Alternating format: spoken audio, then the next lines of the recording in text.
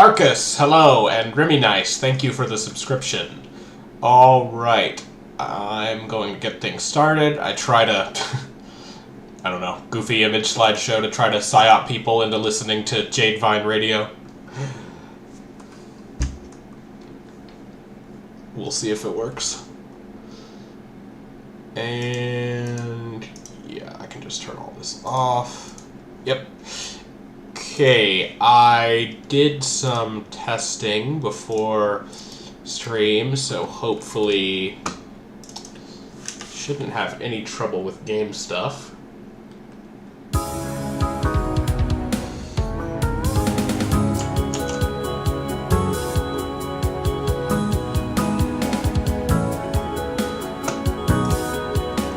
Alright, looking good. Changed layout a little. I have a fucking, I should have a permanent little chat thing on the side now. Oh, I almost forgot the most important part.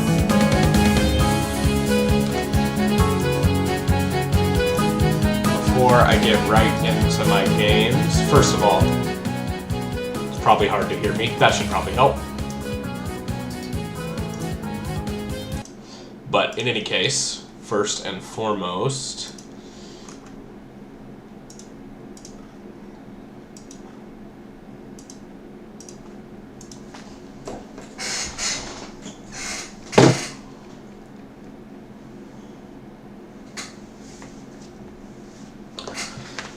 かけまくも賢きいざなきの狼尽くしのひむかの立花のおどのあわぎ原にみそぎ払えたまいし時になりませる払えどの狼たちもろもろの馬がごと積み汚れあらもおば払えてたまい清めたまうと申すことを聞こしめせとかしこみも申す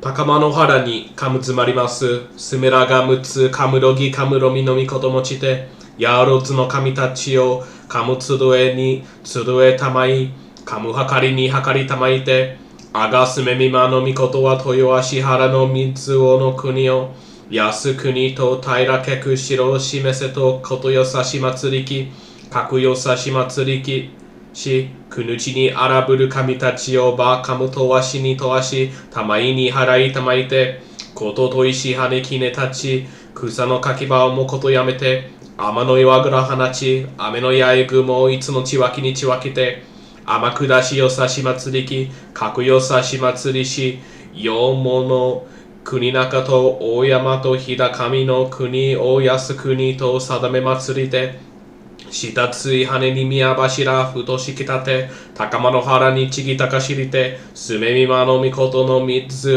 のみあらかつかえ祭りて天の御影日の御影とかくりまして安国と平けく城を示さむくぬちになりでむ雨のなす人らが過ちをかしけむくさぐさの罪ごとは天包み国包みここだけの罪でむかくいでば天津宮ごとを持ちて天津金木を元打ち切り据え打ち立ちてちぐらの置き蔵に置きたらはして天津菅総を元借り立ち据え借り切りてやはりに取り裂けて天津のりとの封とのりとごとを乗れかく乗れば天津神は雨の岩戸を押し開きて雨の八重雲をいつのちわきにちわきて気候を示さむ国津神は高山の末引き山の末に登りまして高山のいほり引き山のいほりをかき分けて気候を示さむ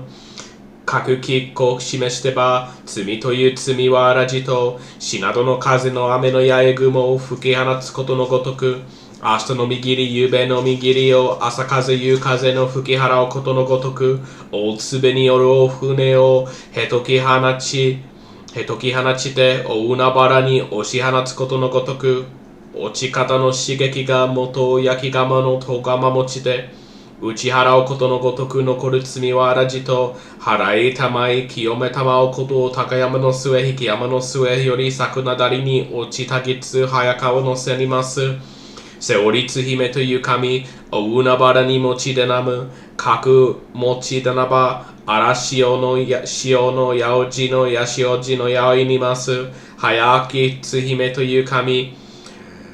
持ちかかのみてむ、かくかかのみてば、いぶきどにます。いぶきど主という神、根の国、そこの国にいぶき放ちてむ。かくいぶき放ちてば、根の国、そこの国にます。はやさすらいめという神、持ちさすらい失いてむ。かくさすらい失いてば、罪という罪はらじと。払いたまい清め山をこと、天つ神、国つ神、ヤオロズの神たちと共にきこしめせと申す。諏訪湖にお見渡りがあれわれますように。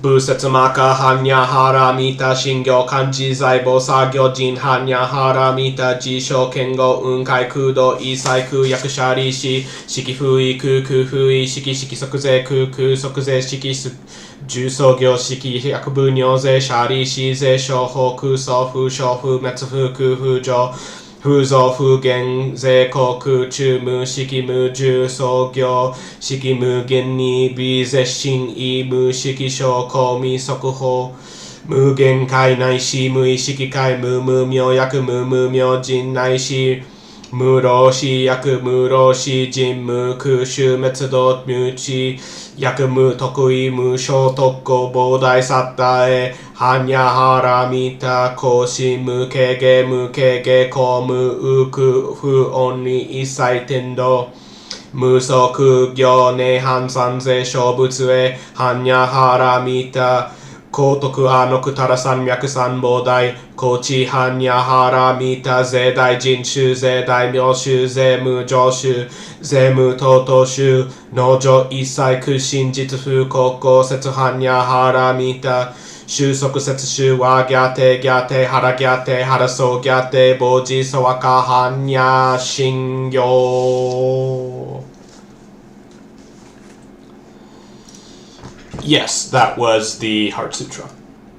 After the Norito and Oharai no kotoba. Okay.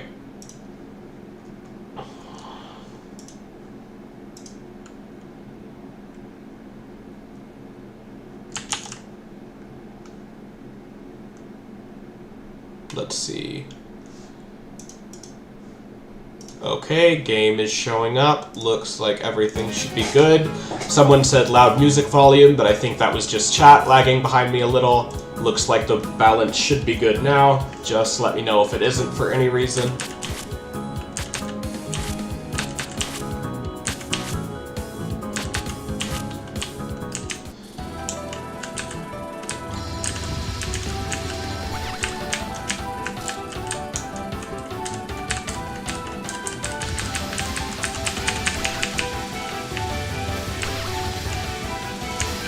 I'm starting a little later than the normal time on that I have been doing these Sundays.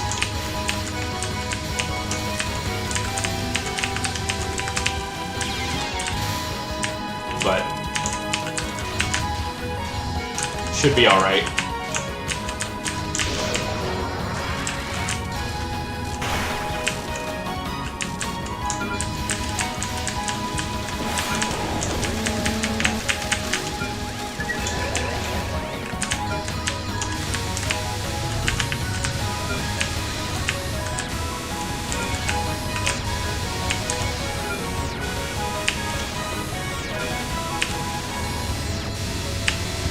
Might even be more convenient for Europeans and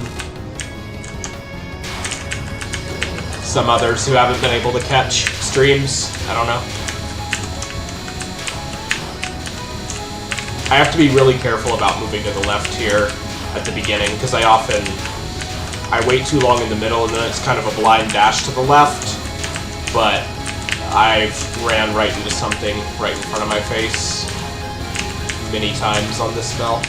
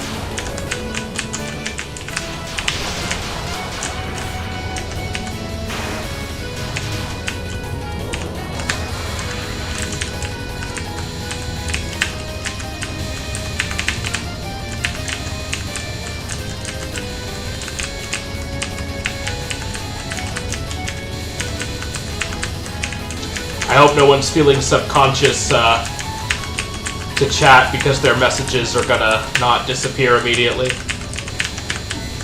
on the side. I decided to leave them up as like I don't know. That's how I did it on Twitch, and I guess I liked it better for that reason, as kind of a archive. But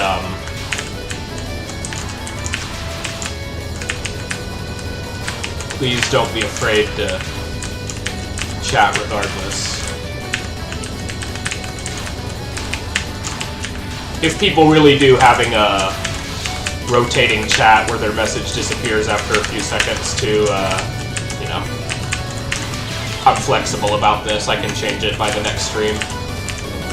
Just trying some different layouts and setups and so on and so forth. I like having a section on the side kind of reserved for chat like this when I'm playing a game in 4:3 like Touhou, but it's tricky for widescreen games.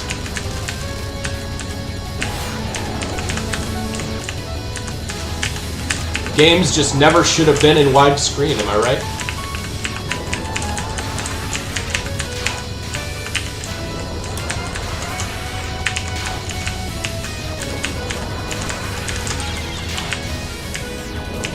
Then we wouldn't have to deal with that problem.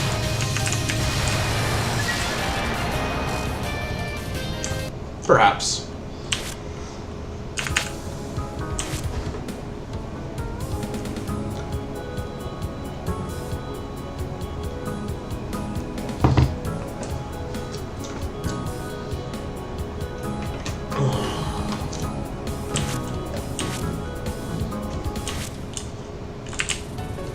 But yeah, I'm probably gonna, I'm gonna do my Touhou reps, obviously. Then I was thinking of maybe playing some Yume Nikki, as in Yume Tuki, the sequel. Something a little more chill before Higurashi, which I think I definitely should read today.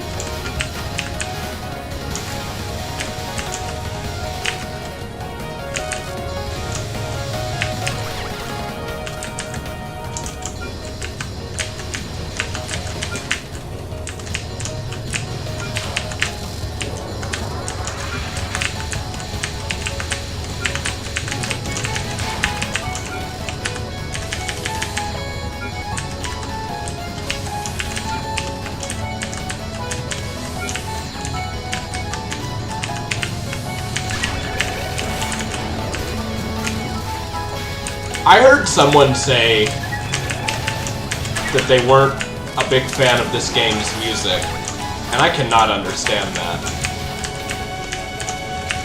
I will say that, you know, this is Zune Golden Era, so the music is gonna be fantastic either way.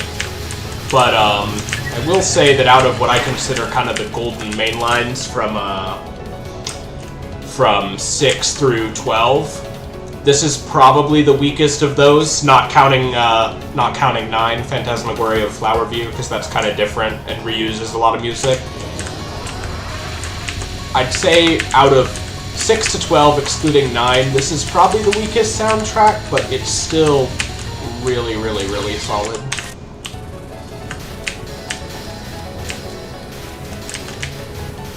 I definitely majorly prefer the Subterranean Animism soundtrack, even though I much prefer this as a game overall. I think the two best songs in this game are probably in the extra stage, though. The extra stage theme and Nue's theme.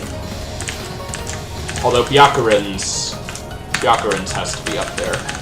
Emotional Skyscraper. I mean, no one can really deny that that's a classic.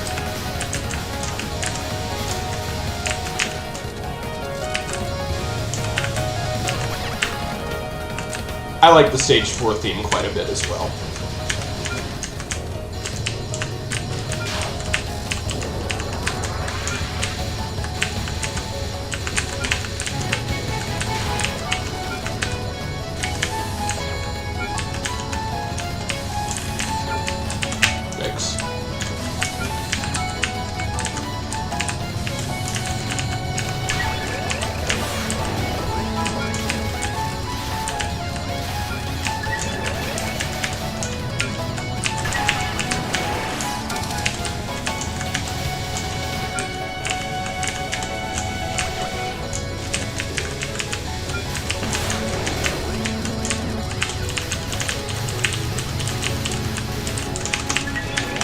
That was close.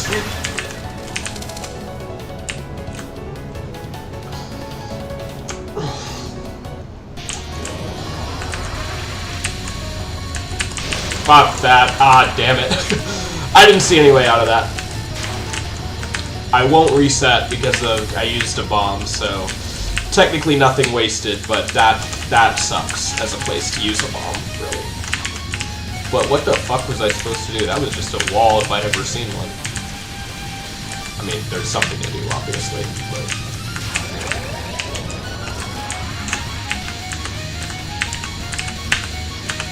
Okay, and then she's gonna give me the freest second one I've ever seen in my life. Sounds about right for balance. I'm still gonna die on this for saying that, aren't I? Can you die? Just fucking die already?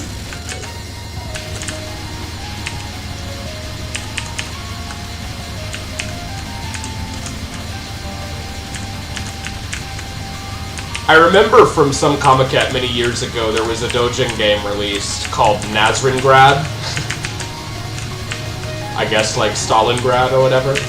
And it was like a first-person, like a FPS, but you play as Nazrin. And like the patterns are really Danmakui. And it looked fucking awesome, but I've still never played it. Someday. I think that was 2019. Winter Comiket 2019. And then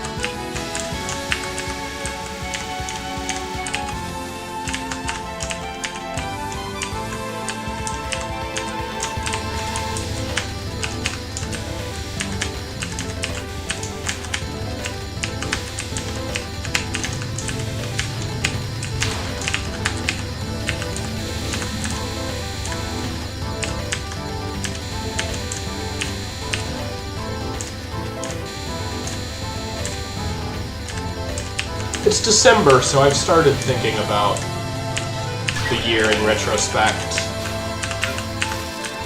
I feel like it's been a pretty eventful year for me in some ways and others.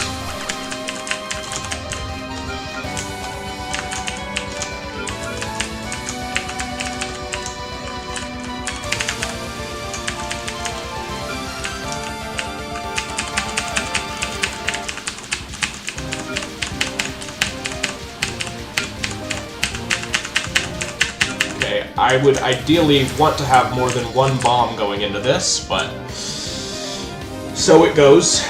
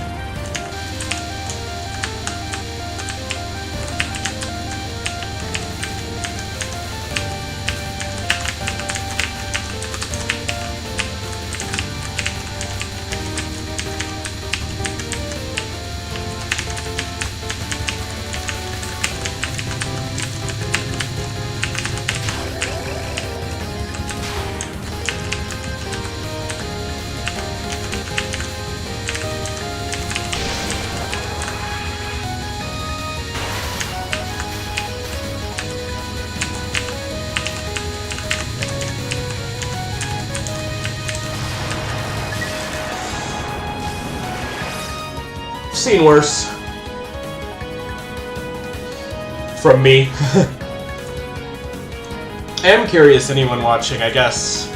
I don't know, this is a weird question, but what,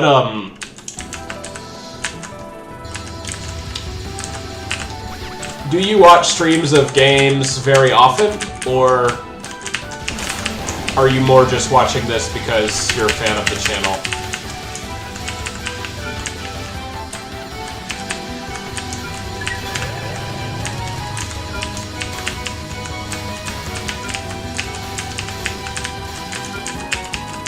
Because I watch a lot of streams of gameplays of games I like just as a way to unwind or have something in the background, but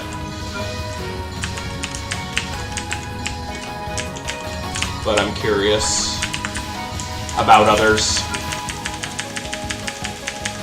And if you do watch others, what kind of genres or gaming do you normally watch? And how far is Touhou and whatever from it?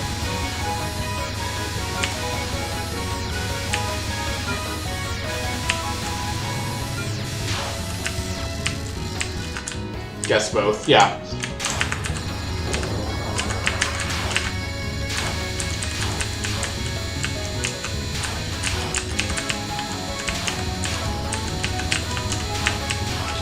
It's just kind of a different, from when I was on Twitch, it's a little bit of a different atmosphere. Because when I was on Twitch, it was mostly people who, you know, would find me by the category of the game I was playing.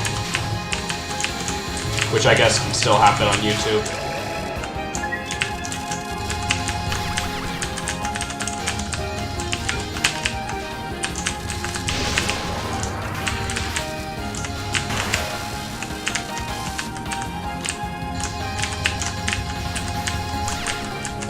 Fucking hell. Ah, damn it. I'm so dumb. Did not want to score bomb, but I need this to clear. God fucking damn it, man. Ugh.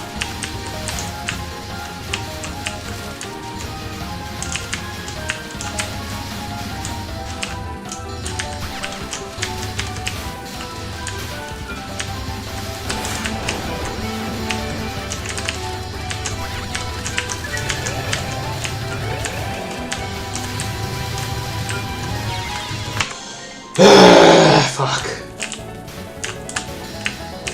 Umideko for the first time? Okay. You know, I'm actually, it's interesting to me. When I read Higurashi, people seem to really tune in. And that's not what I would have expected. Because I would have thought, like, a visual novel stream, like, if I've read it, I'd want to watch people... I mean, if I haven't read the visual novel, I definitely wouldn't want to watch a stream of someone reading it, because it would spoil me. But then if I have read it, I almost feel like...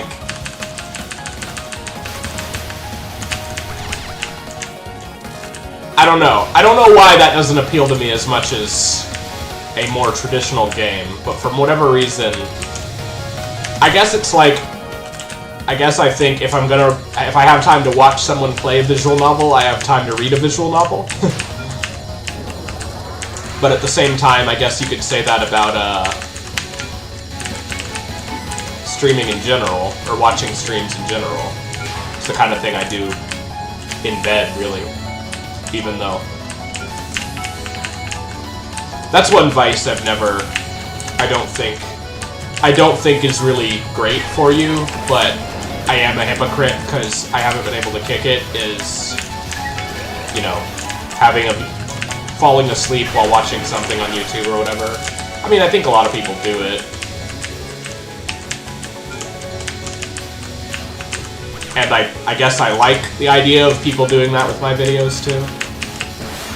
Even though I'm not sure how healthy it is in the end of the day. At least I know when I was a kid, my mom always said, don't fall asleep with the TV on. It's bad for your brain.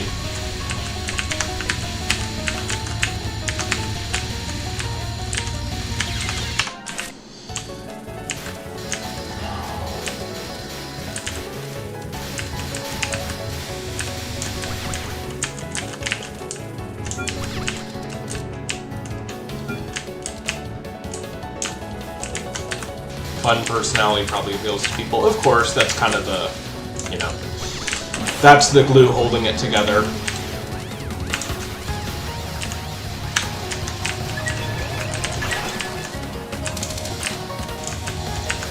And I feel like, people kind of, for lack of a better, I don't know.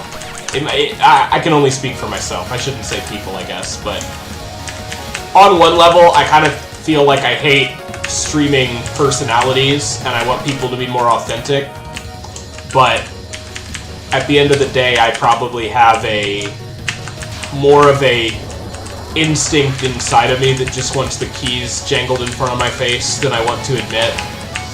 And probably part of me likes it when the funny streamer man overreacts a little bit, even though I pretend to be highbrow and value only authenticity. I definitely struggle getting comfortable with silence. Yeah, I'm similar in falling asleep, especially.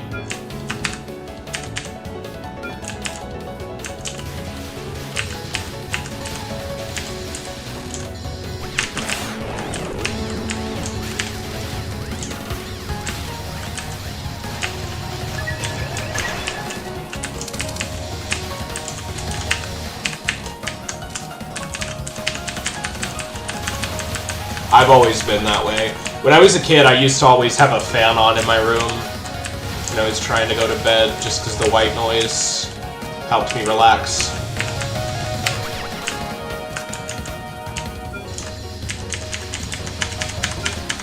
I used to have one of those, like, when I was a kid even, my parents would give me one of those, like, I had a relaxation tape, and it just did not work for me. Like, I was still so anxious and had such trouble falling asleep. It was some relaxation tape where it was like, I want you to imagine going to some special place and, like, being comfortable. And I remember I wore that relaxation tape out, like, I reached the end of it without ever falling asleep. And I remember being jolted by the sudden loud sound of the cassette player stopping.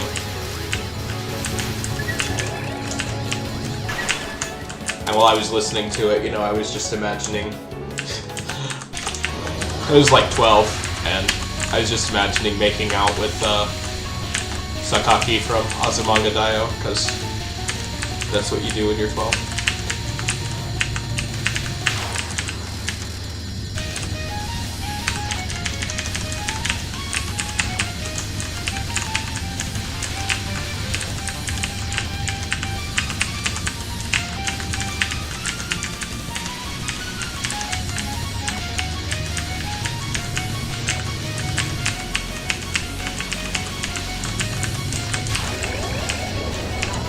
Hello, I love your Tractatus video. Thank you. Fuck you. Ha, not you.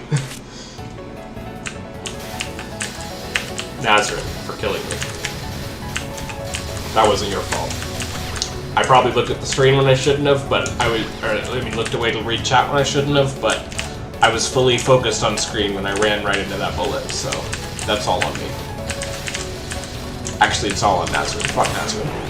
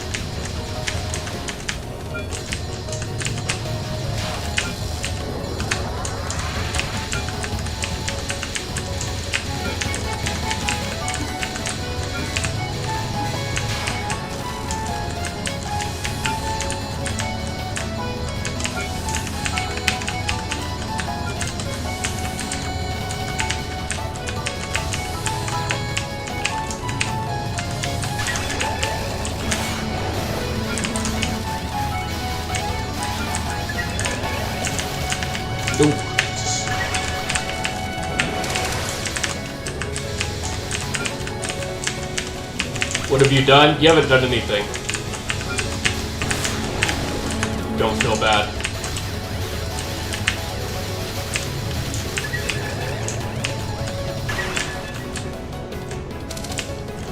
Okay. Let me take a sip of my tea and then...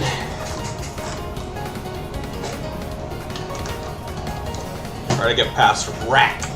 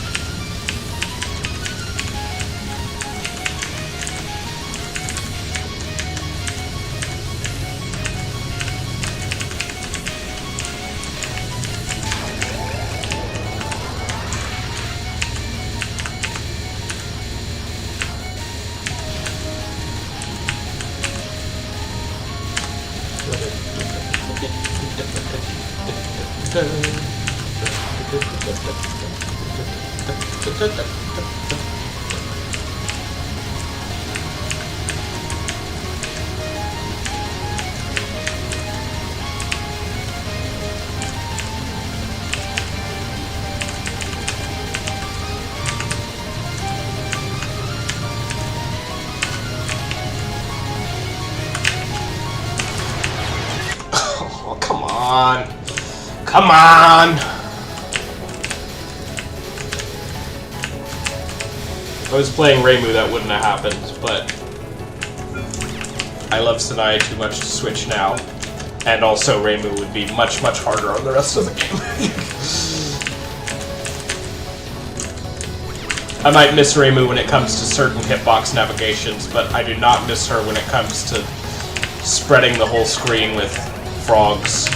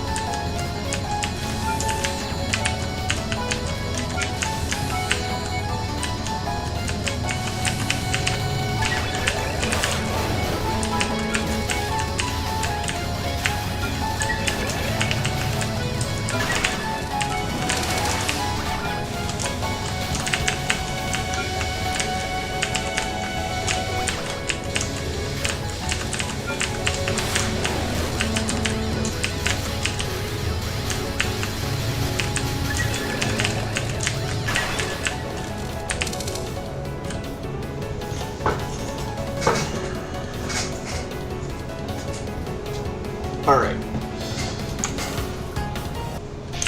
I'm so weird, I'm always most comfortable in my chair.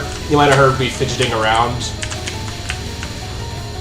I'm not most comfortable with both feet on the ground. I need to have like one foot curled up. And I need to sit almost like cross-legged in my chair. Something about that is just the most comfortable position for me.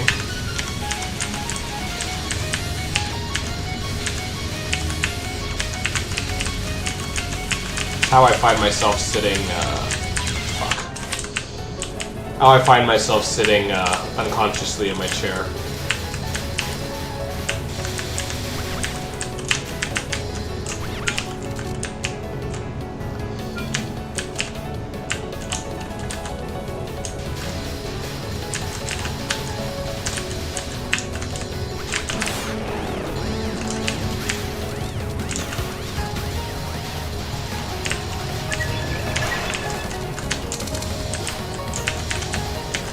I don't understand how, well, I guess I understand how some people don't like the UFO mechanic in this game. And it can be frustrating, sure, but overall, I think it's very cool. I understand the appeal that some people have for the Wily Beast and Weakest Creature version, because that's like UFOs, but not quite as frustrating and punishing. But I think the challenge offered by matching these UFOs is really, really,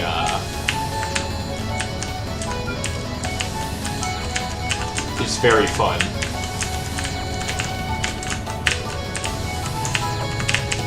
You know. It's a good kind of stressful, I guess. Whereas in Wily Beast, it doesn't really feel like it matters as much whenever you, however you match your roars, I think they were called in that game. And in case anyone hasn't played UFO who doesn't know, I'll go ahead. I can explain. You have to get 3 UFOs of the same color, and the red ones give you extra life. The green ones give you extra bombs, and the blue ones give you extra score. So we don't want the score in, because we're not good enough to play for score. Because this game is very punishing, so we just want the extra lives and bombs. So you never want to get a blue UFO. And if you match 3 different colors, a red, blue, green, it just makes another UFO. And some of the UFOs alternate between colors, and some of them are fixed. So you have to time it correctly in the midst of dodging all this shit. And the patterns in this game are by no means trivial. But I think it's well balanced because, you know, you can get an obscene amount of resources to use once you get the hang of manipulating these UFOs.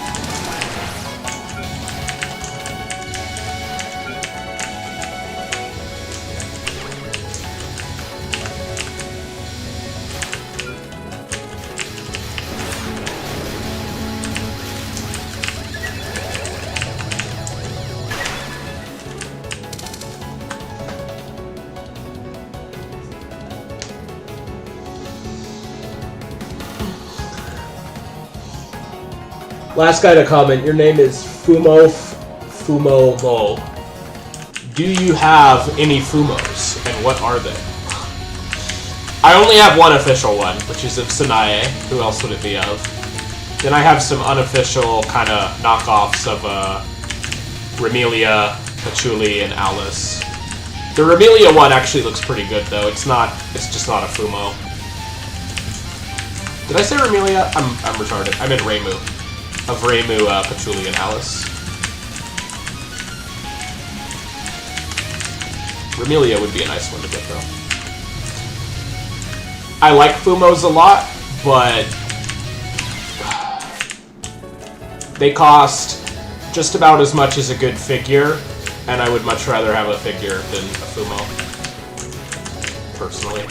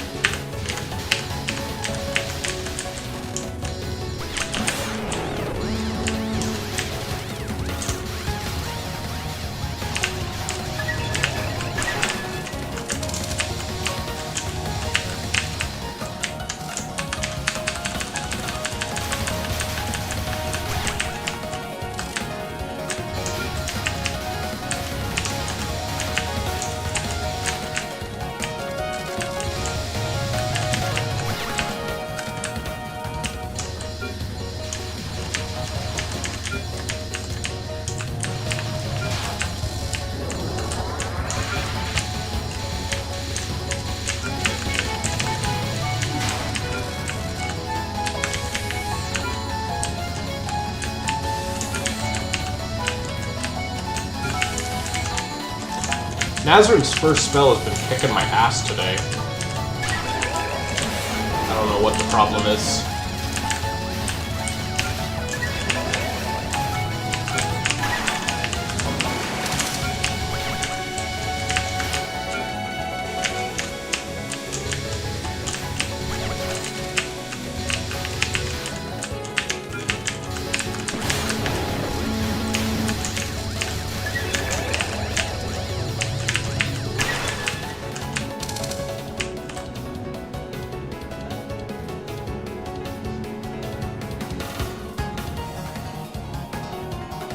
Oh, okay. I just assumed because Touhou's on the mind. Rainbow plushie, nice. Understand the second video on Heidegger, but finding it 10 times harder than the first one. I'm not surprised. Later Heidegger is very, very difficult to understand. I would say the most important points from being in time in understanding later Heidegger are the sections on historicity. Like the historizing part near the end. Because I think the best way I can say it is later Heidegger almost views being kind of as something that's historical. Like being is something that unfolds historically as kind of appropriating. And he replaces time as the conception with that historizing. That's the best way I can get it. That's the best hint I can give. But don't feel bad, because later Heidegger is very hard to understand. Even I made that lecture, and I'd like to say I have a better than average understanding, but there are many, many points I still find quite hard to interpret.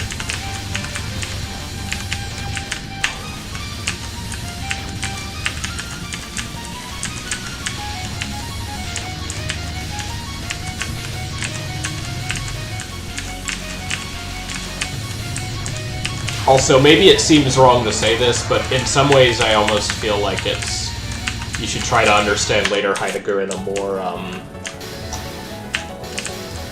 spiritual and poetic way than a strictly philosophical one, like you're reading the Tao Te Ching or something.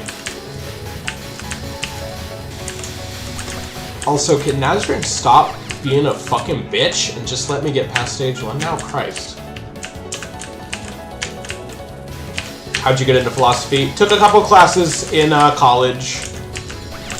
I'd known well, let me back up even further than that, actually. I had people I followed online because I was interested in the kind of music and movies they were interested in, and eventually some of those people also posted lists of books they were interested in. And most of them were novels and poetry and stuff, but one or two would have philosophy texts in them. And I tried reading some of those, didn't really get into it. I wasn't used to... I had a very checklist kind of hobby, as in, I'll just read this book and then move on to the next one. And I can treat them basically as self-contained, like, artifacts.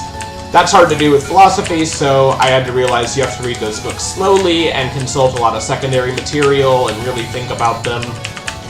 So at the time, I wasn't quite used to it. I remember trying to read Ethics by Spinoza in my last year of high school. I couldn't make heads or tails of it. I still find Spinoza really hard to understand sometimes.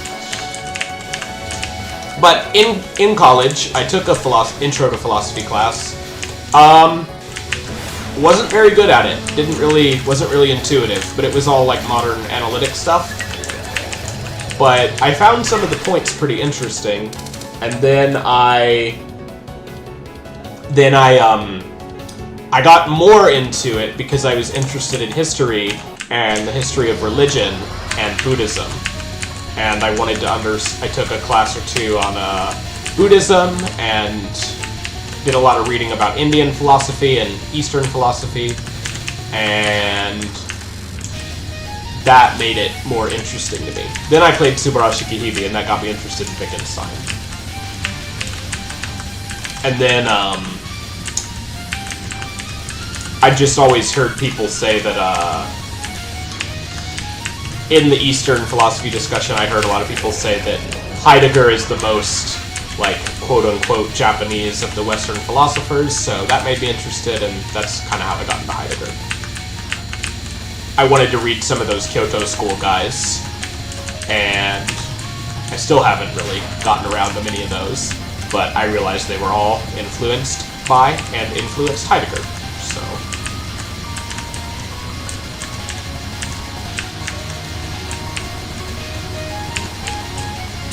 Long story short, that's how. I also liked some, I liked some pretty quote-unquote difficult intellectual kind of thinkers in the, like, what do you call it? Just in movies and stuff. Like, Jean-Luc Godard was one of my favorite directors, and he is very influenced by, like, modern continental thought. But honestly, it's kind of sad, because I feel like I started to like Godard less when I understood more philosophy, because I understood, like, some of the mystery was gone. I liked his works because they were kind of mysterious and not straightforward, and they're still obviously not straightforward, but sometimes works of art can actually be less appealing the more you understand them.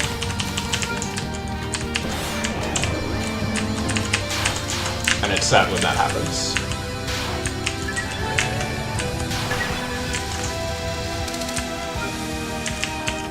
A lot of the times they're more appealing the more you understand them. And I mean, obviously, understanding a work of art, a good work of art, can never be totally quote-unquote understood. You can always understand more about it, or have more context, but never quite. The moment you understand everything, the moment it stops being interesting.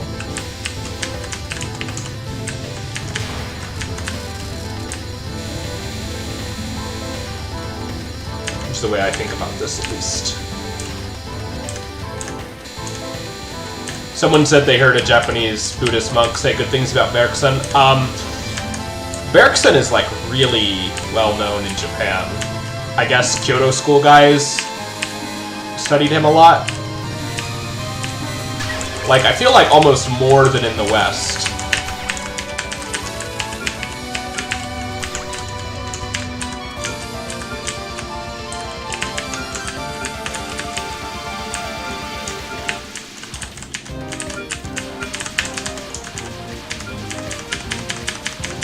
I've never read Bergson. I don't know enough about him.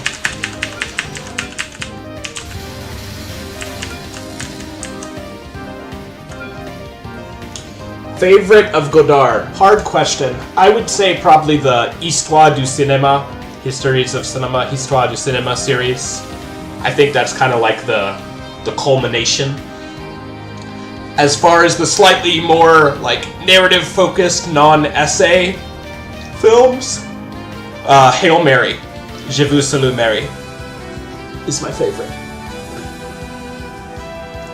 One moment, I gotta piss. I'll be like less than 30 seconds.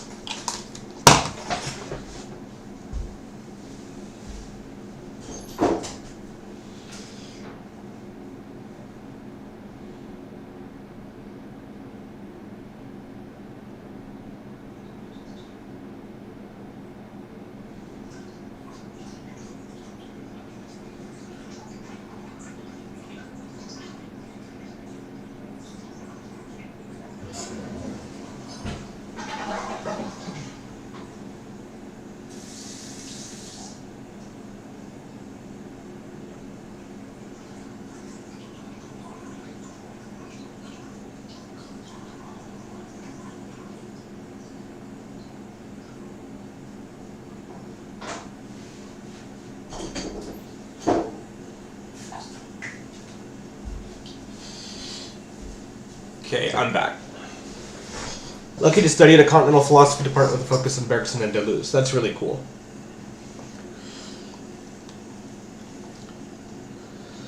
Last book, Creative Mind, Introduction to Metaphysics, are good introductions to Bergson. Okay.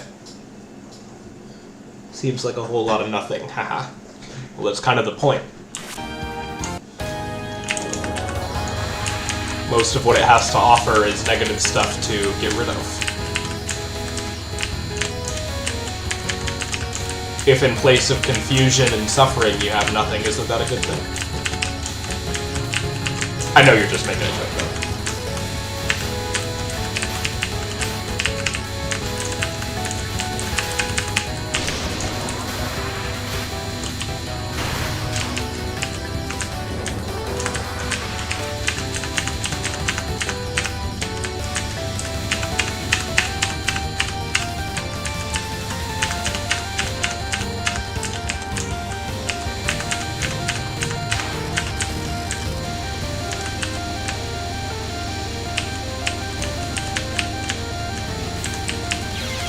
Oh, I'm so dumb, man.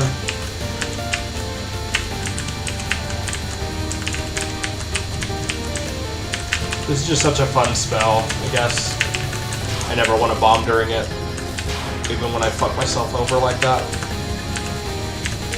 Alright, Kogasa must be punished for her insolence. Or I will. Okay.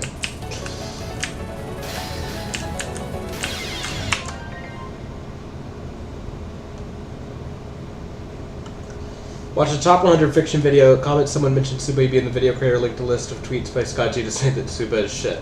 Yeah, I mean, Japanese doujin creators are so weird, man. They always make like masterpieces and then say they were shit. Or just don't care about preserving them at all. I don't know. I guess that's just kind of a Comiket culture thing, like, you know, the doujin culture is meant to be kind of transient and of the moment, but there's so many like amazing doujin games that wouldn't exist because they were on some random Japanese guy's website from 2005 and he never archived it anywhere, and it's only because of like Western torrenters that the game still exists. Many such cases.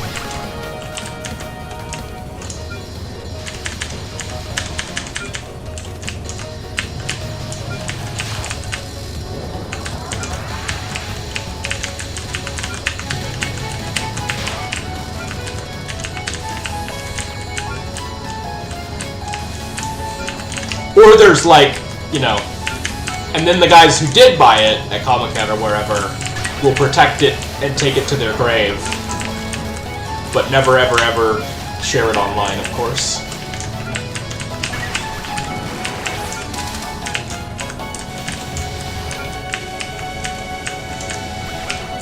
Because to Japanese people, playing abandonware is as much of a grave sin as murdering someone.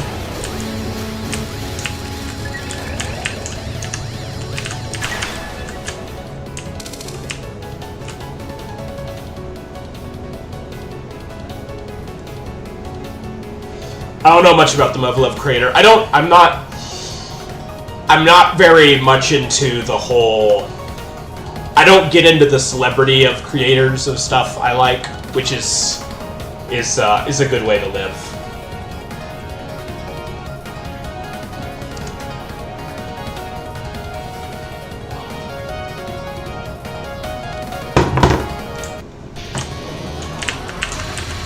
Makes them look easier than they are? Well, don't worry, as you can see, I die on stage 1 all the fucking time.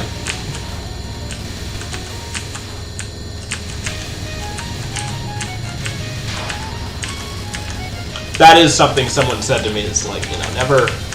If you ever feel self-conscious about playing Touhou, just go into a score player's stream and watch them die over and over and over again.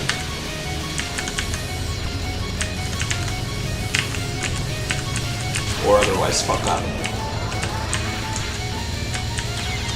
Like that.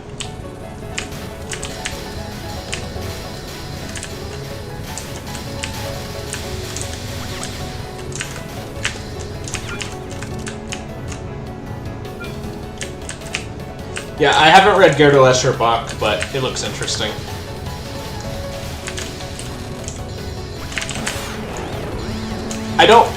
I like books, you know. Gerda Lesher Bach looks good. I never I never trust people who always hate on, like...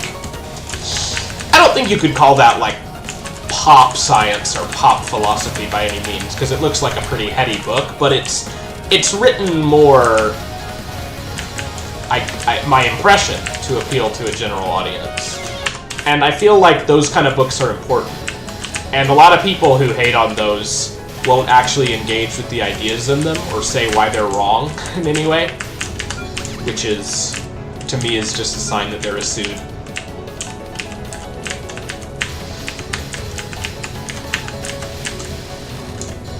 I don't know. You see people like that.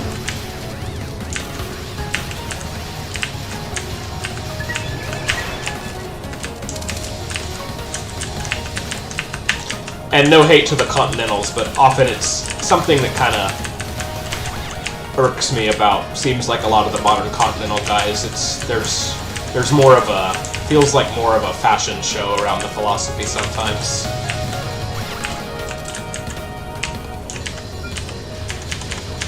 Not to say I have anything against philosophy, or I mean Continental philosophy.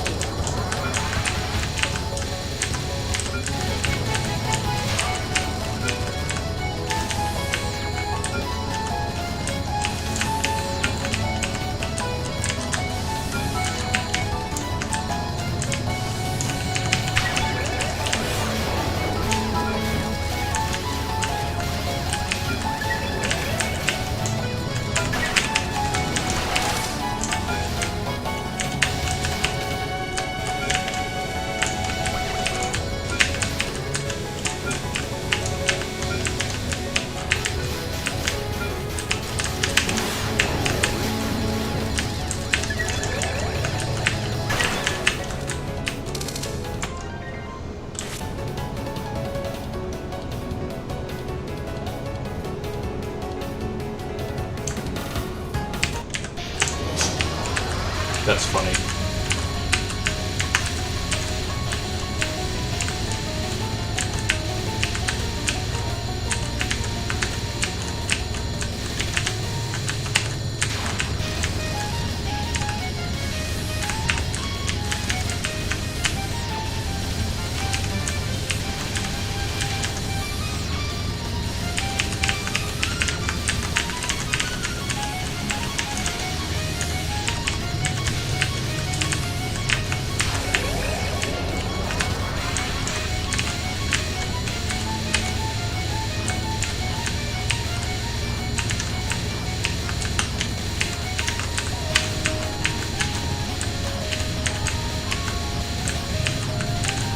Close.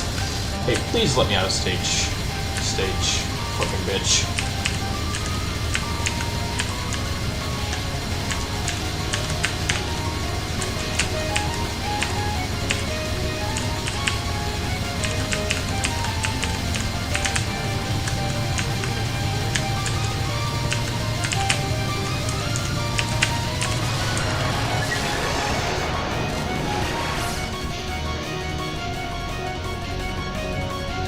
Yeah, that makes sense. I haven't read enough of those guys to say one way or the other, but it's the impression I get. I know Chomsky was fucking brutal in criticizing those guys for that reason. But I haven't read enough to say one way or the other.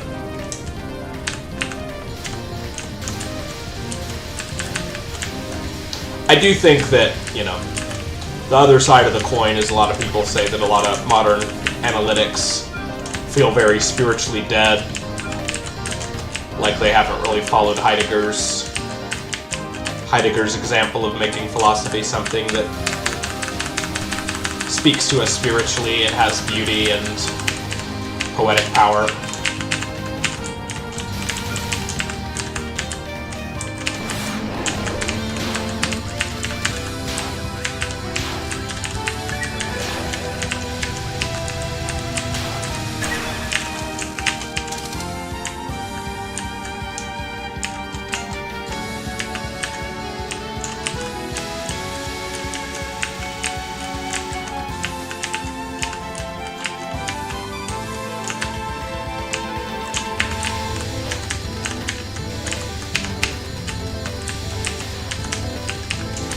One text which I haven't read, I think I read a little bit of in hold on, let me play this.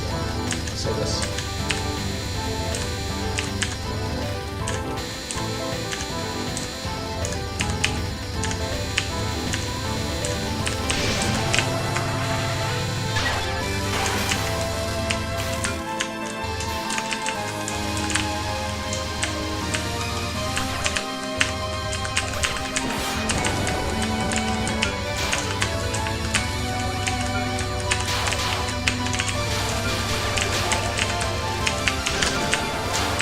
Fuck this up.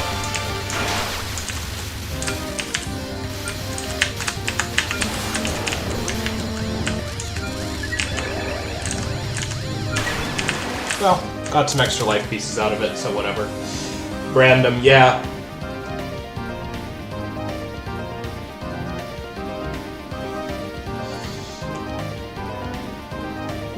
I was gonna say, one text which I thought about making a video on, which looks pretty interesting, is Empiricism and the Philosophy of Mind by Wilfrid Sellers, which is a classic analytical text, but a lot of people say it's kind of like the early analytic answer to phenomenology. The thing is, it's pretty short. It's only like 40 pages or so, maybe more like 60, but it's fucking dense. I tried reading a bit of it, and it's very hard. And there's a few good guides to it, so I don't know when I'll make a video on it, but that is a text which interests me.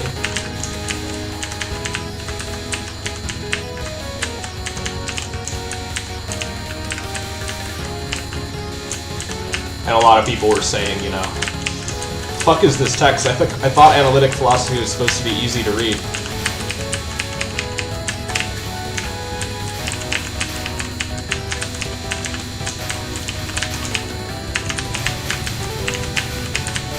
Holy fuck, I capped it.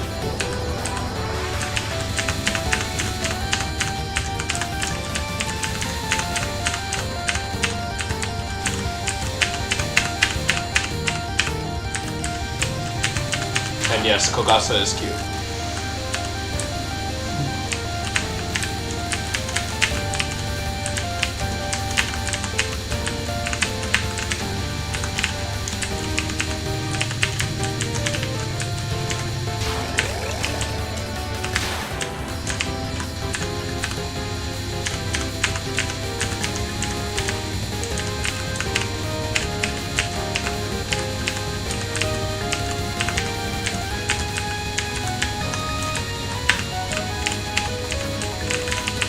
Holy fuck.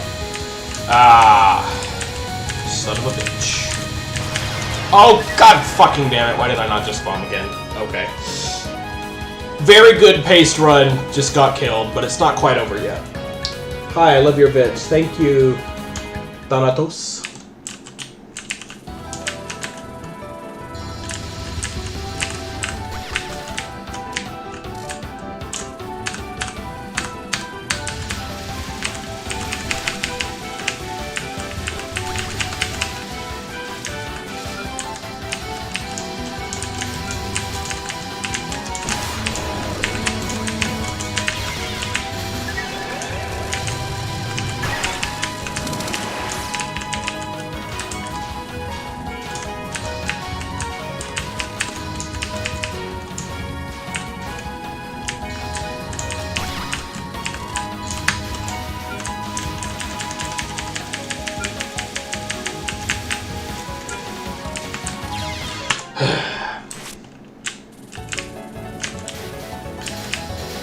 Thanks for stopping by.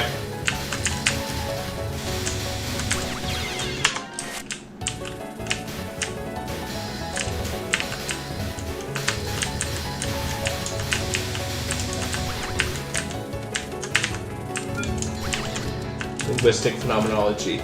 Yeah, there you go. I would say, you know,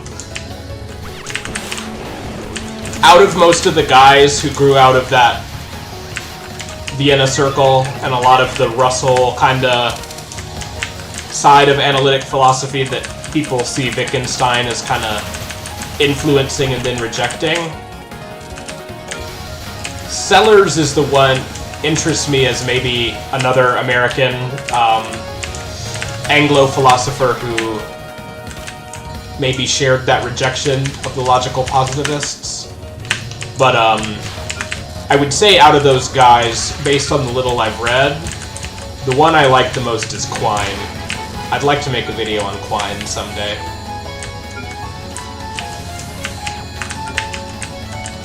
I think Quine is a pretty phenomenal philosopher who I see as doing some kind of similar things to Wittgenstein, to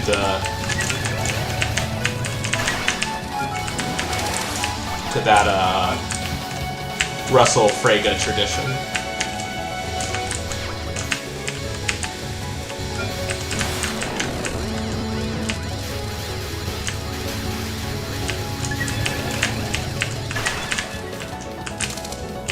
I know there's a paper where he, well, the Gavagai paper is one of the classics that I read in a philosophy course and I really was interested in, but I forget the exact argument, but I remember there's some Quine paper where he essentially argues that there is no difference, but like the whole analytic synthetic knowledge divide is an illusion.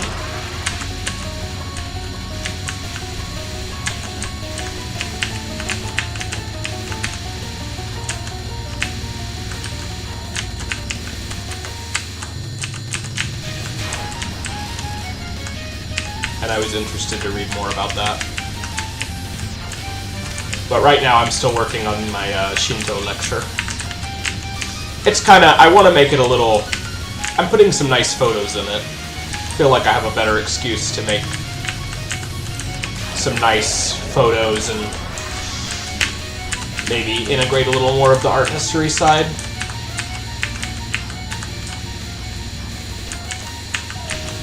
In my philosophy lectures, I use some interesting photos, but I'm mostly just concerned with what's the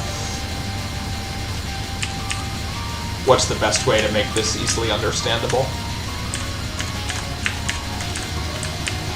Even though I felt like for later Heidegger, I have a lot of paintings in there and art pieces because I felt like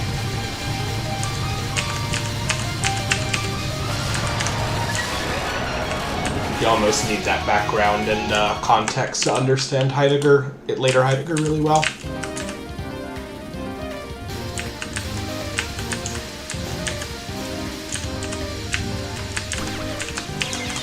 Oh god, I'm so fucking stupid, dude. What the fuck was that?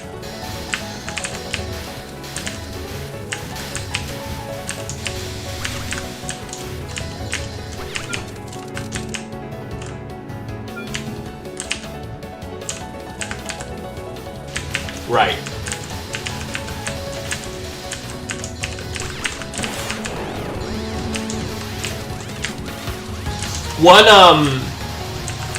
One thinker who I haven't read a lot on, I remember, it's kind of weird, I mean, I'm sure every philosophy person knows Stanford Encyclopedia of Philosophy. Of course, I've consulted it a lot.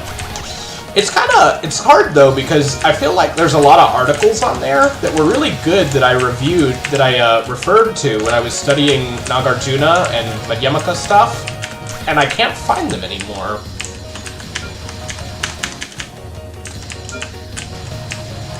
Or I might just be confused which articles they were. I remember there was one article which made a point which I thought was interesting, that the Western tradition of philosophy, starting with the Greeks, has viewed ontology as the most important, like okay, broadly speaking, there's the divisions of philosophy, most broadly put, traditionally, are epistemology, how we're able to know things, ontology, what exists, and ethics, what we should do. And this, there was some Stanford article which said that out of those, the Greeks and the Western tradition primarily viewed ontology as like the most foundational or most important, whereas in India they primarily viewed epistemology as the most important and foundational. And I thought that was an interesting way to look at it. And I don't remember... Yeah, just use the Wayback Machine. I could. The thing is, I don't remember what this article was. I guess I could just go search around on the Wayback Machine.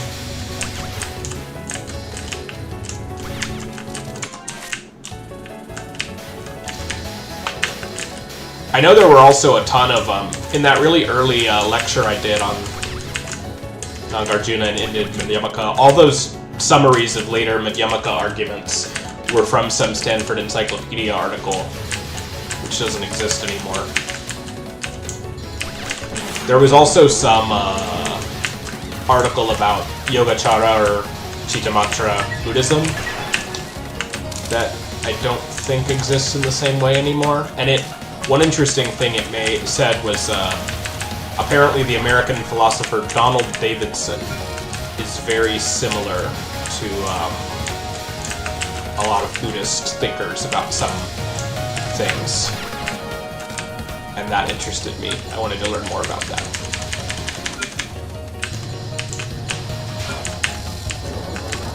I think I read one or two papers by Davidson in one of my philosophy classes, but a lot of them blend together at this point.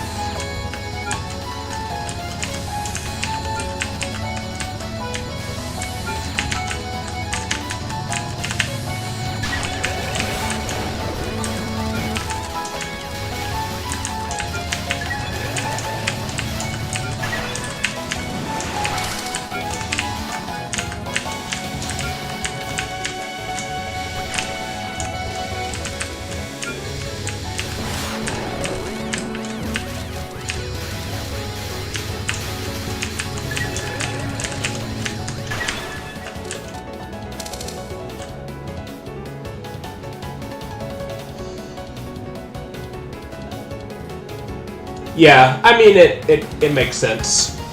He set the standard about it. And I think that's why I do think there's something there though, because even Heidegger, who wants to basically take philosophy back before Plato and Aristotle solidified our conception of metaphysics, is still concerned with what he calls fundamental ontology. Heidegger's kind of an extreme case of prioritizing ontology over everything.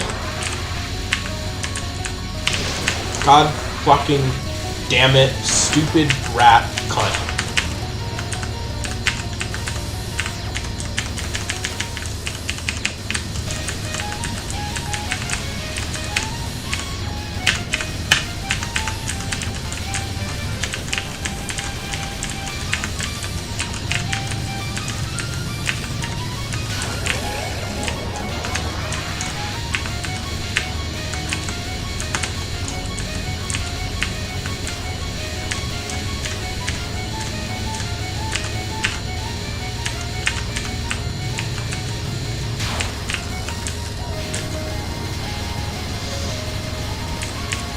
That's interesting. I know Whitehead, Alfred North Whitehead really, really loves Plato and sees his work as very much almost like, working in the tradition of Plato. But Plato is such a,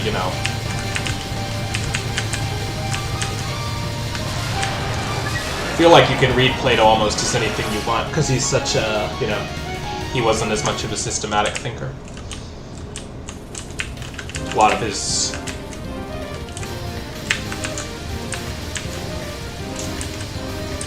dialogues have different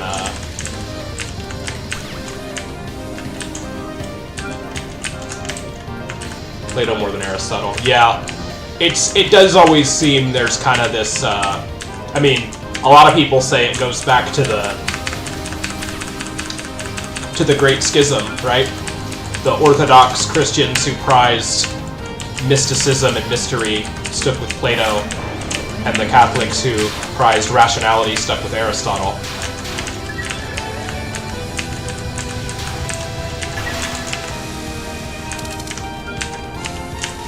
And maybe there's something of that in philosophy.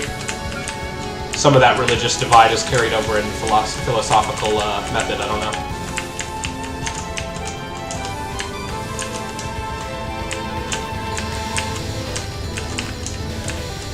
I actually haven't read very much Aristotle. The only one I've read in full is Poetics. But I like Aristotle's ethical writings quite a bit. I just don't find the metaphysics very interesting. But, you know, I should probably read them before.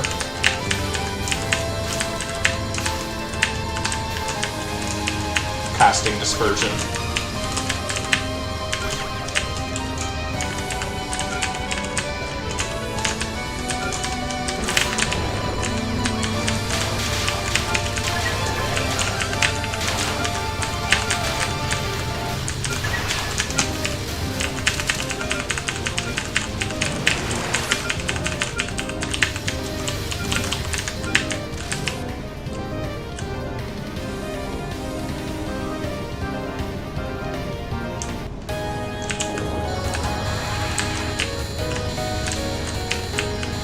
I don't know if I can comment on that claim. I think it sounds too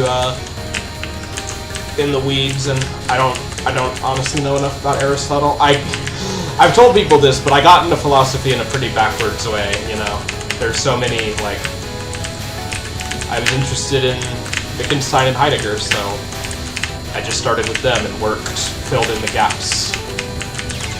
I didn't go back from the beginning. Although I'd read some Plato dialogues in college, and some Aristotle stuff. But I've always personally been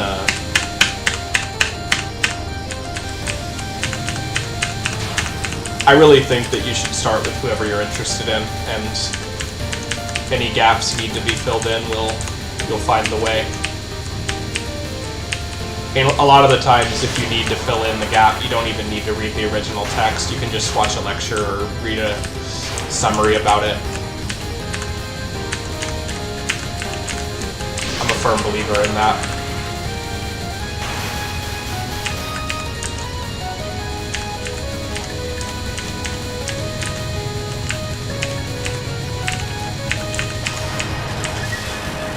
Although, even then, when people ask me, how do I get into philosophy, what's the first thing I should read, I'll usually say Plato dialogues, just because they're easy to follow.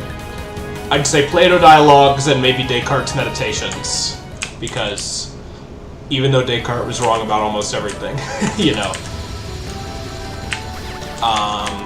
they're very easy to understand, and they bring up some good points.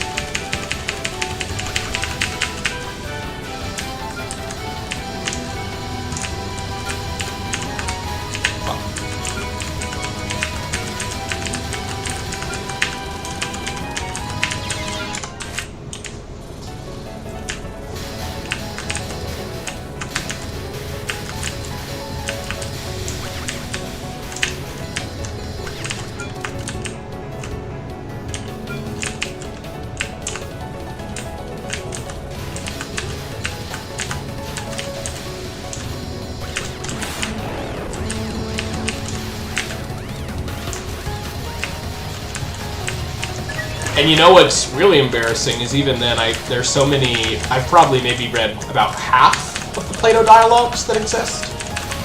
I have not read the Republic, I've not read the Symposium, I haven't read the Phaedrus, I haven't read the Timaeus, I haven't read the Sophist or the Statesman, or the Parmenides.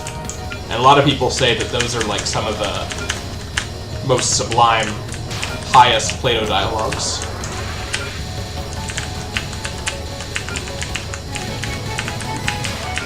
And I don't know. I do think that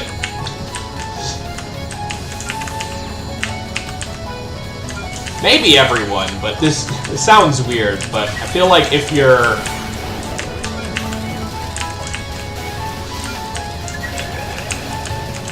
there's something that the Western man's soul is supposed to revolve around that isn't Christianity, then it's gotta be Plato.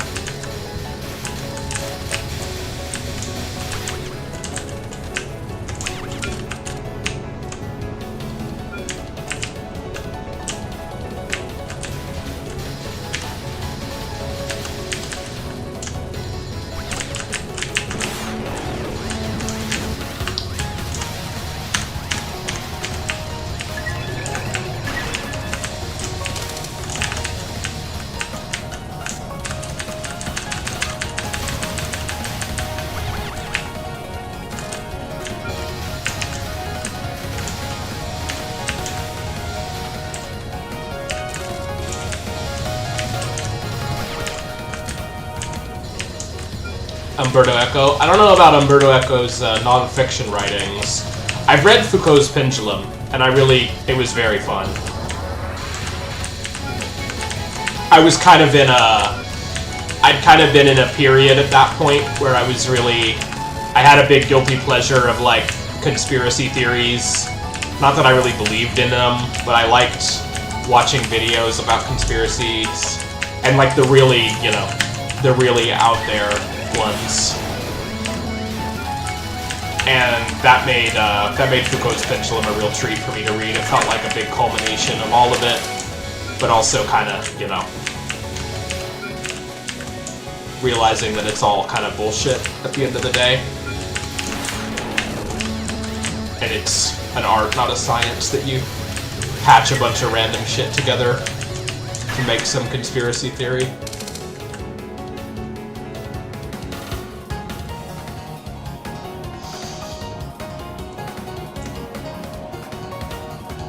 I don't know how to say this. Not a Western if I want to leave Plato behind. I guess it's like, don't get me wrong, I think Plato's, like, wrong about a lot of stuff, and we shouldn't be tethered to him anymore, but there's just some, like, I don't know. There's some spiritual connection there, which feels important. I guess. I don't know. Although even Heidegger, I guess, would maybe say we need to go back before, like, Plato was the first guy who corrupted Heraclitus and Parmenides and got us away from the question of being.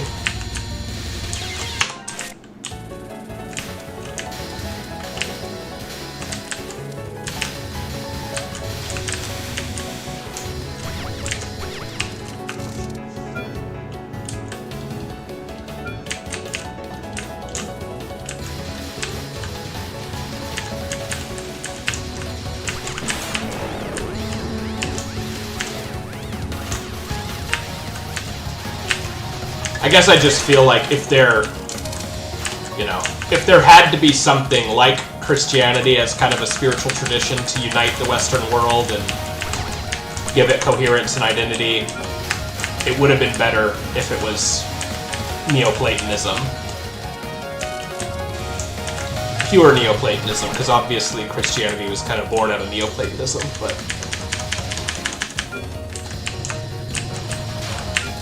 that's my alternate history. And then it would have been fresh ground for the Buddhists to come in and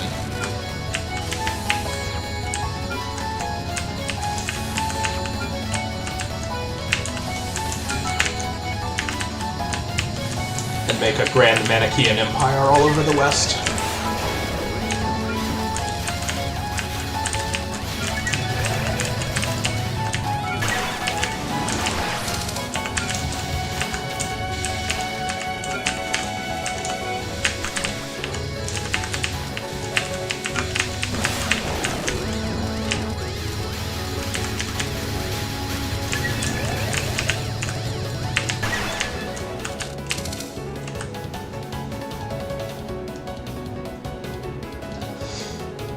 Pendant Water, it's, those are guys I definitely would like to. I'm not convinced about what the next video is gonna be, but it's gonna be something in that German idealist into process pipeline, because that's kind of my big interest from the lineage of Kant, Schopenhauer, Hegel, maybe Nietzsche you could throw in there, into Kyoto School, into Whitehead. And then I guess into Deleuze would be the next in that, and maybe Bergson in there somewhere. That's kind of that's the lineage I'm most interested in right now, and I don't know what order I'd approach all that in either.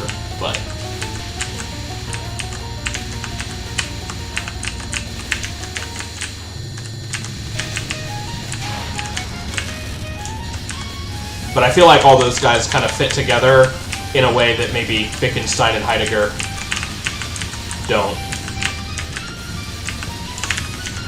I guess you could say that those are the guys, the people I mentioned were the ones who have kept up the good fight of metaphysics instead of trying to put an end to metaphysics. Like both Heidegger and Wittgenstein believe we should, for all their differences.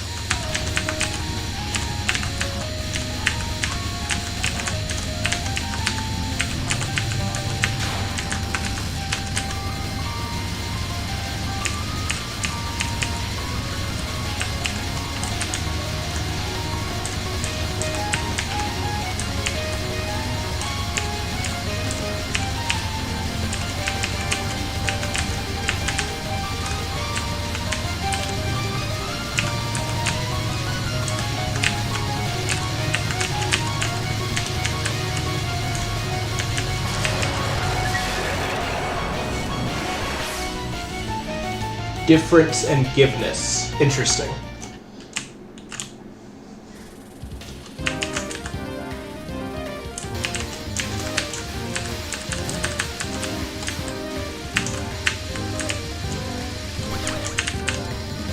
Thanks for the recommendation.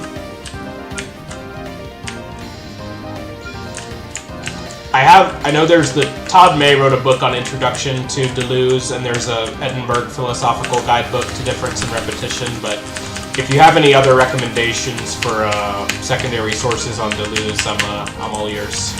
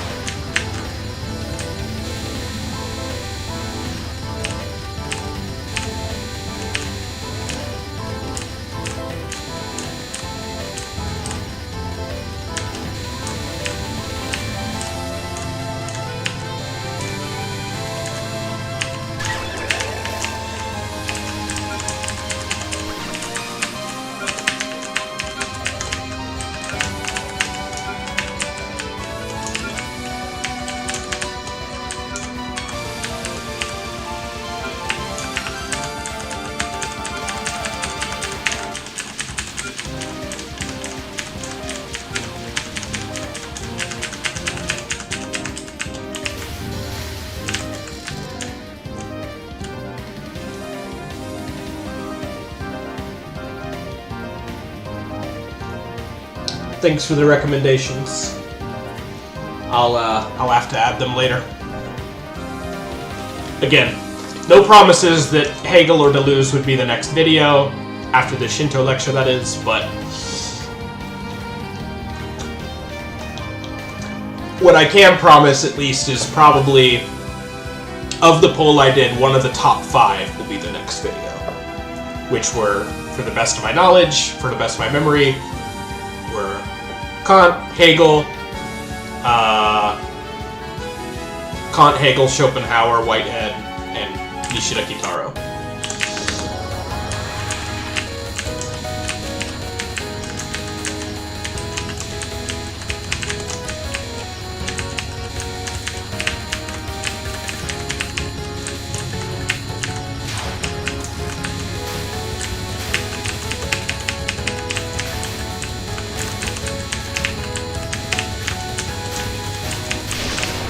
We'll see. I might have to ask some of y'all to give me some advice as well, because,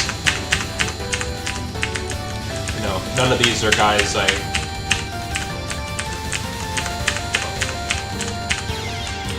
Fuck me, man. Fuck me.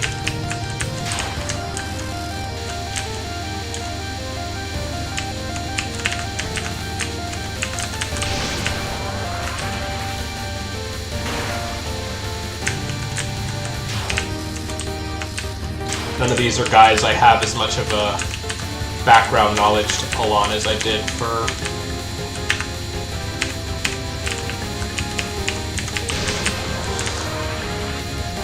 Wittgenstein, Heidegger, and Nagarjuna. I'm so dumb, man.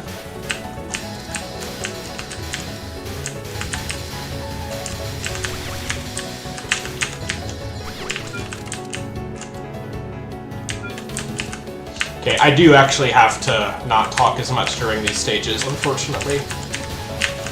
At least not about anything as heady.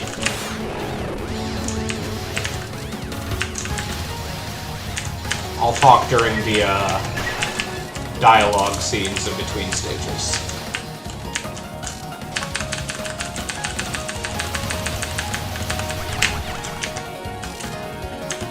Even though I'm enjoying the conversation very much.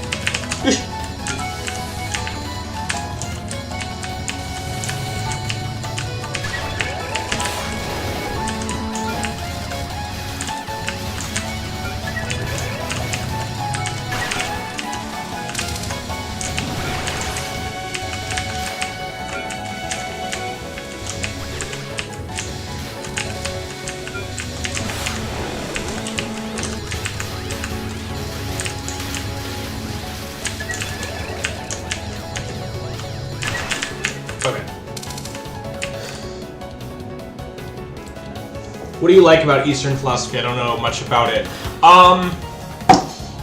Briefly put, I like philosophies that... Let me back up. I'm very interested in the concept of non-self, and the self being an illusion. I think we have good reasons to believe that, both philosophically and for modern perspectives from cognitive science and neuroscience and all of that.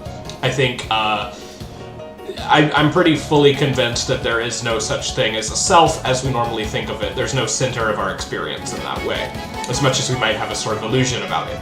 Now, some Western philosophers in the modern day have realized this, and David Hume realized it back in the 1700s. But I find that idea is much more common in the Eastern tradition, even if it's not as explicitly formulated as in Buddhism. There's very unique ideas of what it means to have a self or a soul in the Taoist and a lot of other Eastern philosophical traditions. I'd say that's one of the main things that motivates me to be interested in it.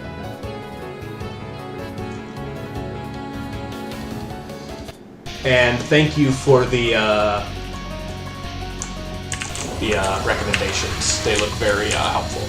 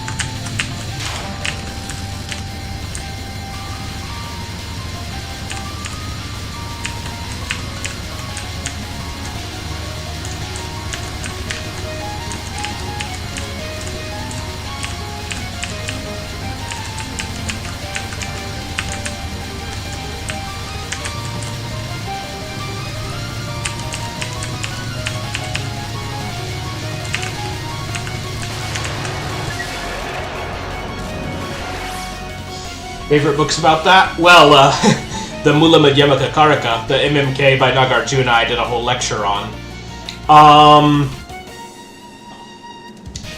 From the modern perspective, a lot of J.L. Garfield.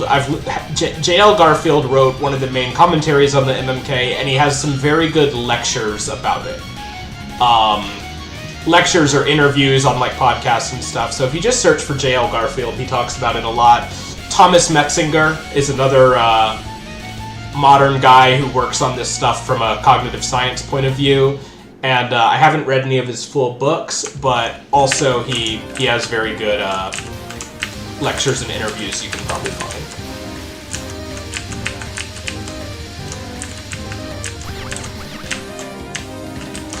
And the Dao De Jing, I suppose.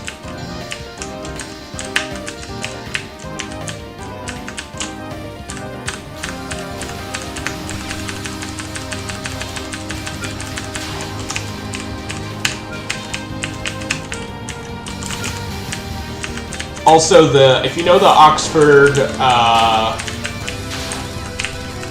Very Short Introduction book series, A Very Short Introduction to X series. I've read several of them, and their quality is waivers, but their Short Introduction to Indian Philosophy's book is very, very good. By Sue Hamilton. Sue Hamilton? Sue Osborne. Her name is something like that.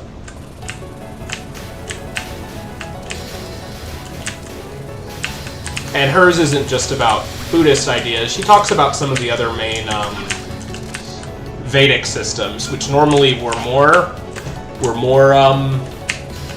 positive about the idea of a self or a soul. But even then, the way they often talk about it makes it clear that it's they have a very different thing in mind, in some of these schools at least, from what someone like Descartes did.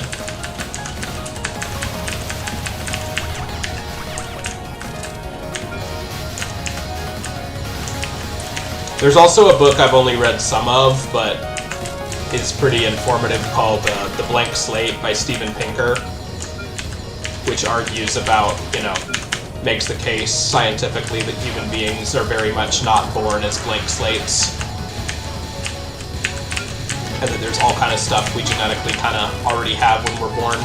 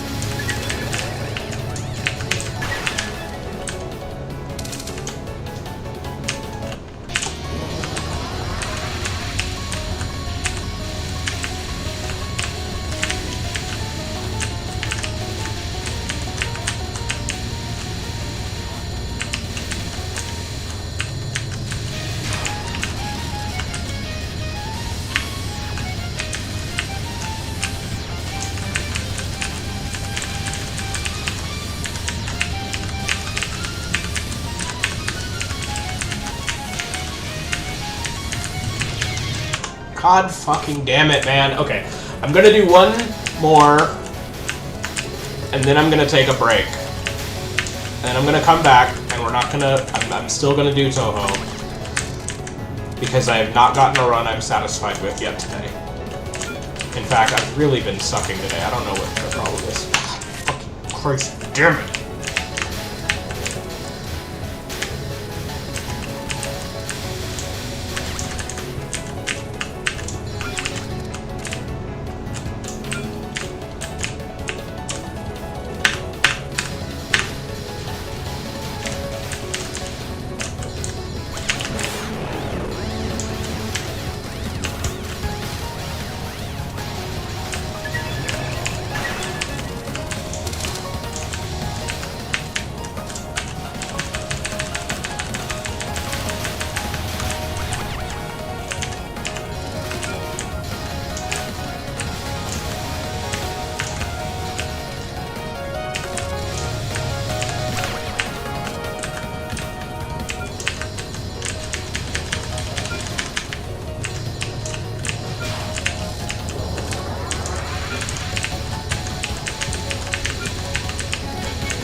I should not be dying that much on Gold Detector, dude.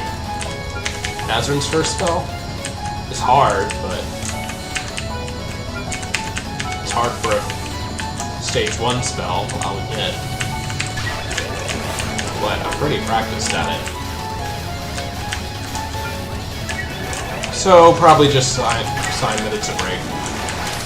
Sign that it's time for a break, is what I meant to say.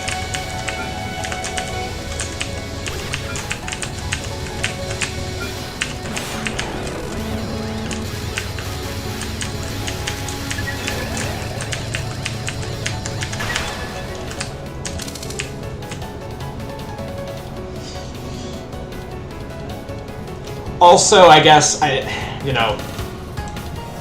when you talk about skeptical of the self, I mean, the classic, how I first got interested in this idea was, of course, I heard the main basic arguments from David Hume. And I don't think I didn't read those, I heard those in some really superficial, just introduction to philosophy, David Hume in 5 minutes video, but that idea kind of blew my mind. And so, yeah, definitely, if you don't read Hume, at least read about him, because he probably makes this case, in my opinion, most clearly in the Western canon. Stupid fucking bitch cunt rat Nazarin, die. Okay, if this doesn't work, I'm taking a break.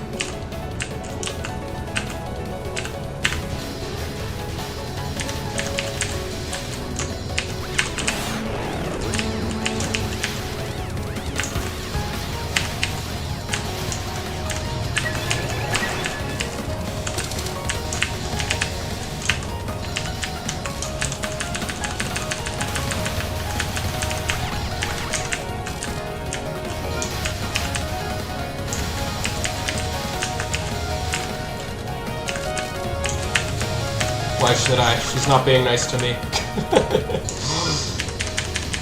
Just kidding.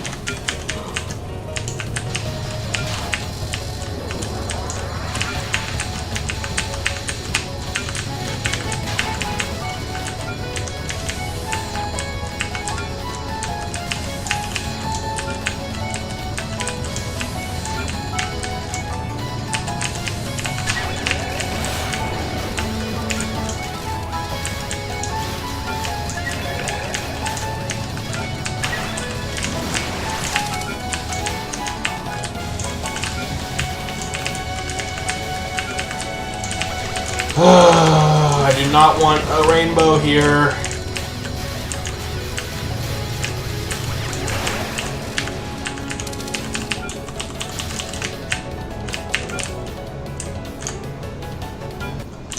Alright, we're going for bombs. It's not the end of the world.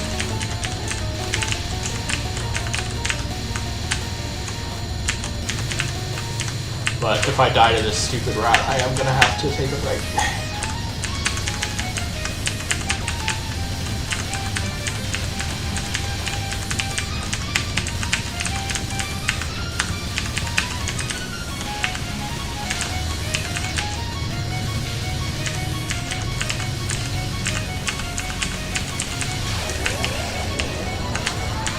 That's more like it.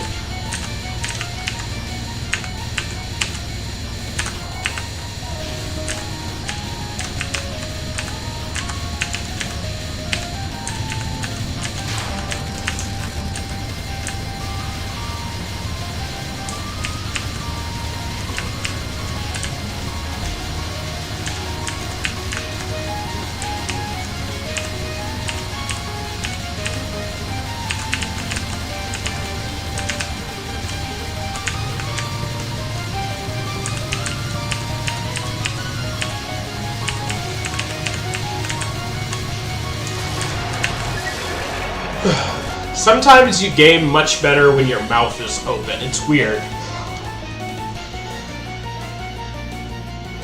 I guess just the airflow is more efficient. I see a lot of that. There was this cute Korean girl I used to watch who was like always played StarCraft, and her mouth was just always like drooped open the whole time.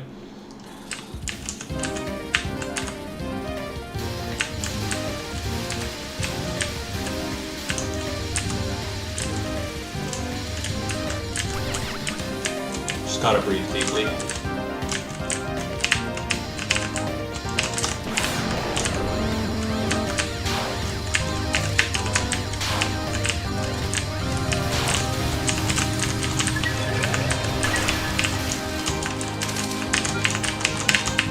Aw, what the fuck, man. I didn't even get that bomb. That's a bummer. I mean, it beats dying, but...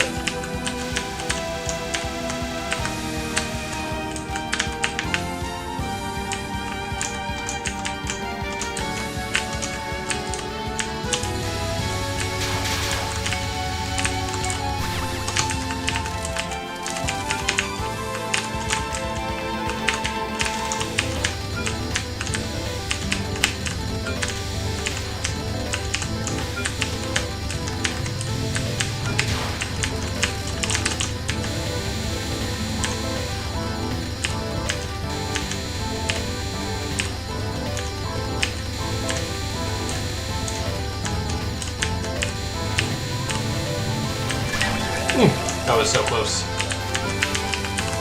A little bit longer and I would have died.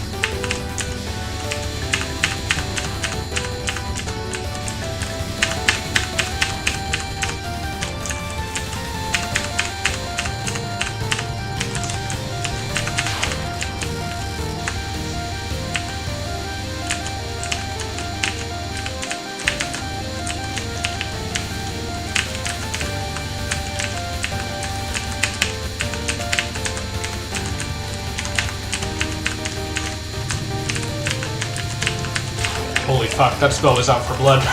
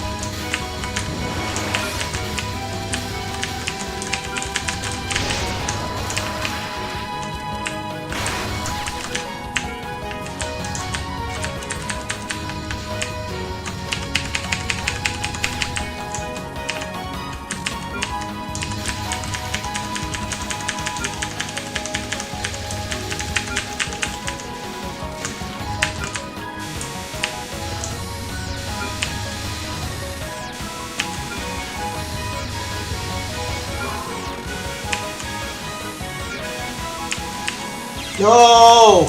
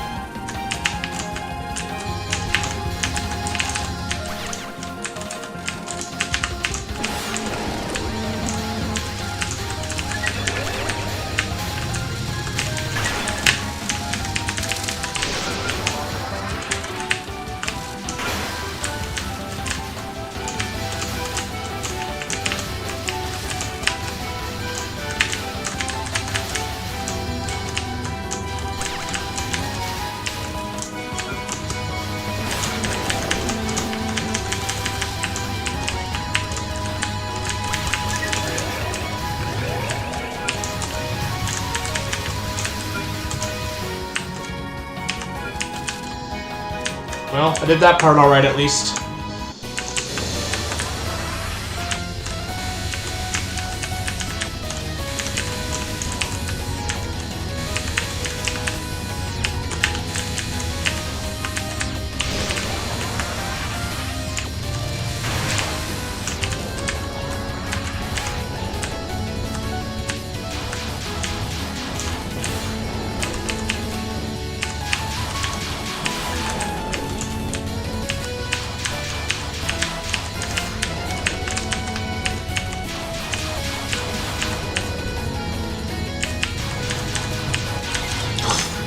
Christ.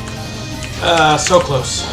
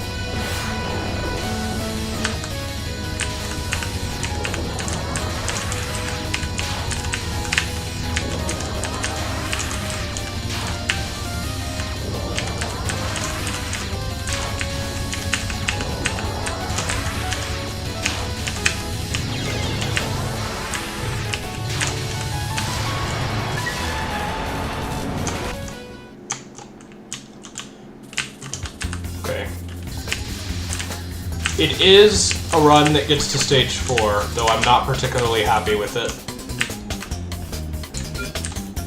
So I'm gonna play this out and then take a break.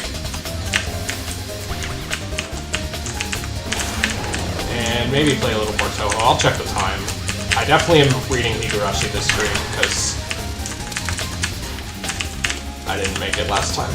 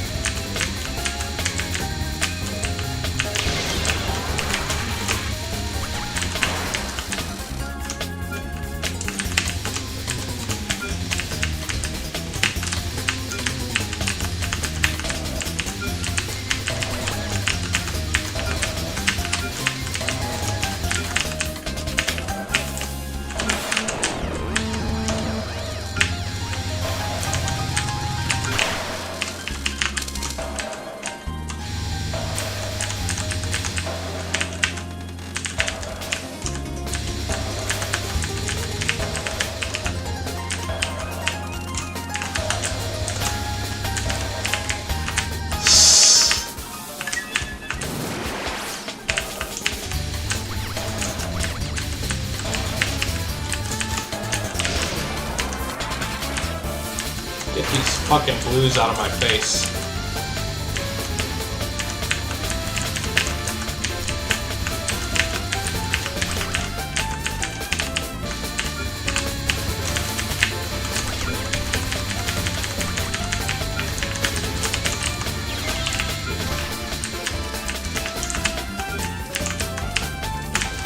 Oh, come on! Ah.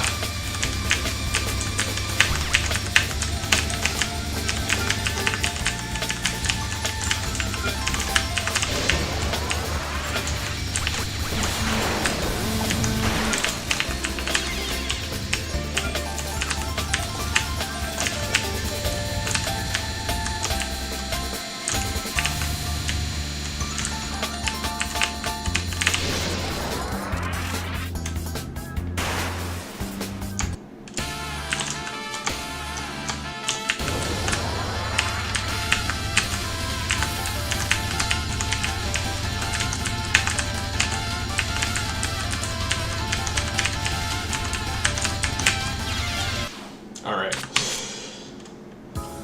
I do want to still... let's see the time.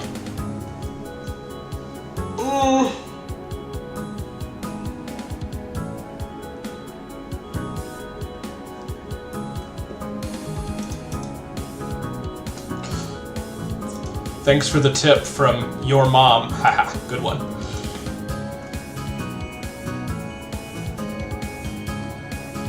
Anyway, I'm going to take 10 minutes and then probably get into reading Higurashi. It'll be a bit of a shorter stream today, although, to be honest, it's still pretty long. Okay, so, back in 10 minutes.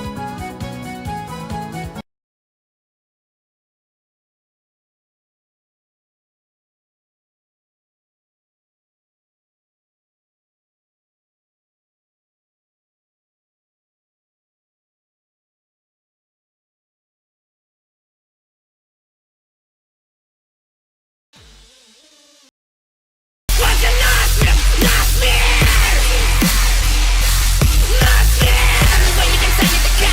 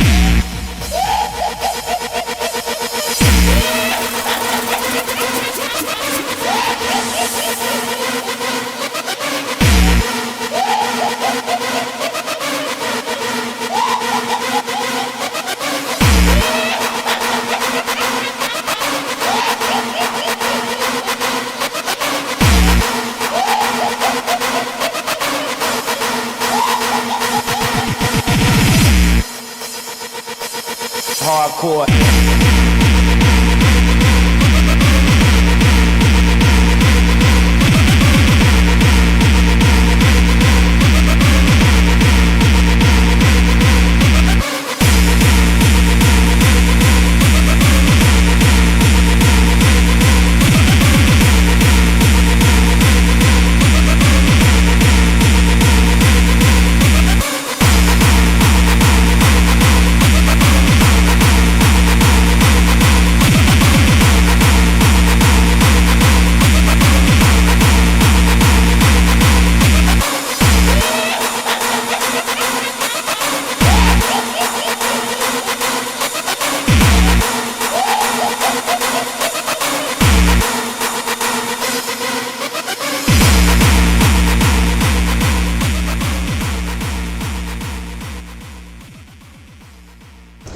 Okay.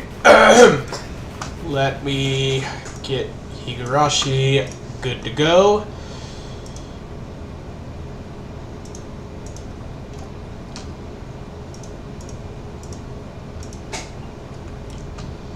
I'm trying this new layout, so I think, how did I have?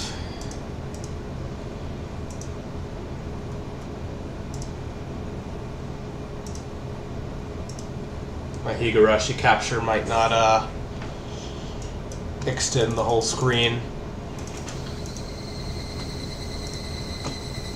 So I'm going to try it like this today. Hopefully it isn't too tiny. 食事の時間中に申し訳ない。みんな聞いてくれ。クラスメイトたちが何事かと驚く。俺は登壇すると威勢よく黒板を叩いた。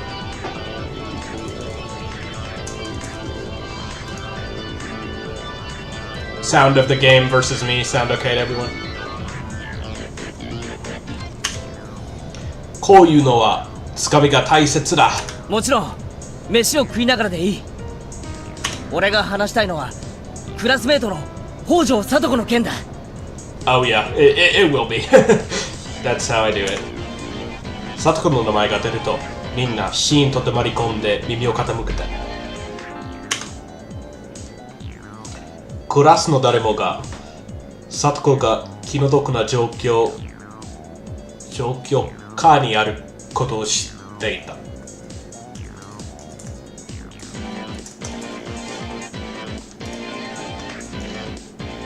誰もが去年の屍のような聡子をよく覚えていて、それがどれだけ猶予のない危険として迫っているか理解しているようだった。誰もがもしできることなら聡子を救ってあげたいと思っている。I read JP as long as I keep reading games like this to practice. でも自分に何ができるかわからないから何もできずにいるのだ。今さら説明の必要もないと思う。知っての通り、聡子はもうこれで3日続けて学校に来てない。おじの野郎に連れ去られて3日目。今日も風邪だと電話してきやがったらしいが、それはありえない。診療所にはこの3日間聡子が診察に訪れた記録は一切ないからだ。諸君、冷静に考えろ。3日も休むような重い風邪でどうして病院に連れて行かないなんてことがあるのか。3日も風邪なんてなかなかないよね。インフルエンザだとそれくらいは。でもそんな風邪なら市販の薬では治らない。クラス中がそれはおかしいおかしいと騒ぐ。誰もが胸の奥ではそう思っていた。だが口にし耳にして初めて自覚するということもある。Yeah, that seemed Tatari Goroshi Hen. That seems like a common. That seems like a fan favorite. I would say so far, Chapter 3 was my favorite. I kind of forget all the special names, but this one is Minagoroshi here is definitely gonna be up there. I think. This is as far as I've gotten, by the way. So don't tell me anything about Chapter 8. みんな考えてもみろ。狂犬が売りの聡子だぞ。賞味期限切れの饅頭を食ってもケロッとしてるやつだ。それが前日まであれだけ元気で突然風邪で3日も寝込むだと？そんなことがありえてたまるか。これはもう疑いようがない。聡子が学校へ行けないようにしてるやつがいるからだ。もちろんこの異常な状況を学校は沖宮の生活相談所に連絡済みだ。だが返事は相変わらず現在対応中の一点張り。組み込んだ質問は全てプライバシー保護でお話しできないのを繰り返した。諸君はどう思う？この対応は果たして聡子の置かれている状況を考えて妥当だと思うだろうか？レナはおかしいと思う。 I mean, Rika is my favorite character, so.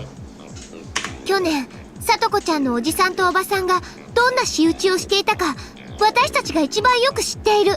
それにそもそも Thank you, I appreciate it. 聡子ちゃんはリカちゃんと2人で仲良く暮らしていた。それを無理やり連れ戻して友達の誰にも会わせず先生にすら会わせないなんておかしいと思う。普段おとなしい雰囲気のレナが感情に任せて発言する姿は今が緊急事態であることをこの上なくアピールする。いつも怒鳴ったり叫んだりしている俺にはギャロらない圧力がレナにはある。Oh yeah, one of my friends convinced me to. That's not Atsuroku, that's Hakuryoku. One of my friends convinced me to, and I'm really glad he did. I didn't play them with the voice lines in Chapter 1, but every other one I've had them in, and they're very, I can't imagine playing without them, honestly. Although, it's weird. I think these voice lines are for consoles, so there's some censorship in them where there's certain lines, like they've I don't know, cucked out. Like, any references to drugs are kind of skipped over.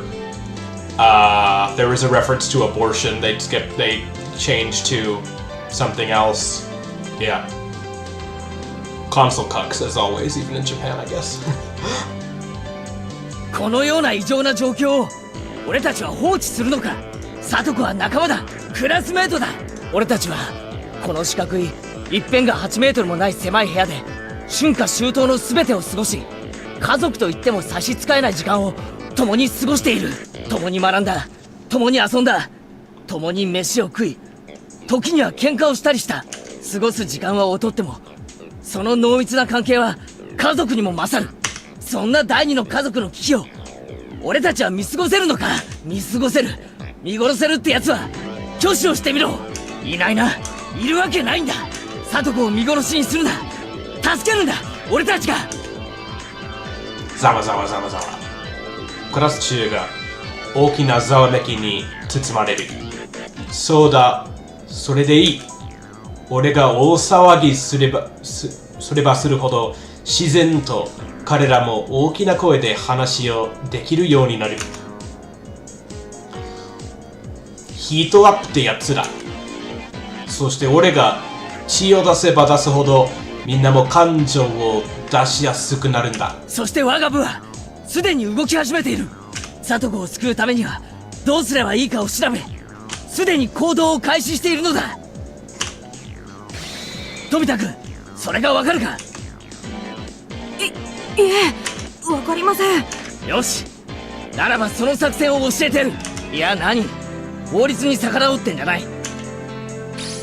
むしろ法律に従ってちゃんとルールにのっとって戦おうってんだ。世の中実は正攻法ほど効くものはない。裏技ってのは奇襲的で効果がありそうに感じるが、そんなのはびっくり箱なんかと同じ安っぽいもんだ。本当の正攻法ってのはな、何でもぶち抜くぞ。うん、空手なんかでも最も威力があるのは正拳突きだって聞いたことがある。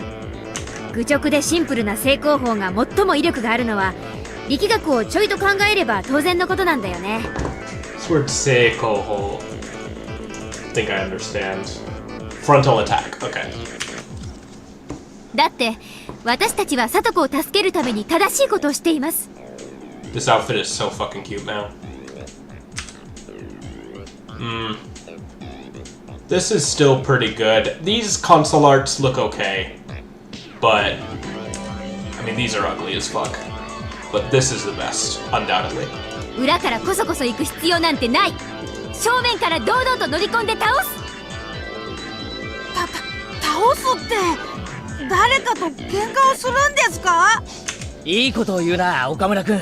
確かにこいつは喧嘩だ。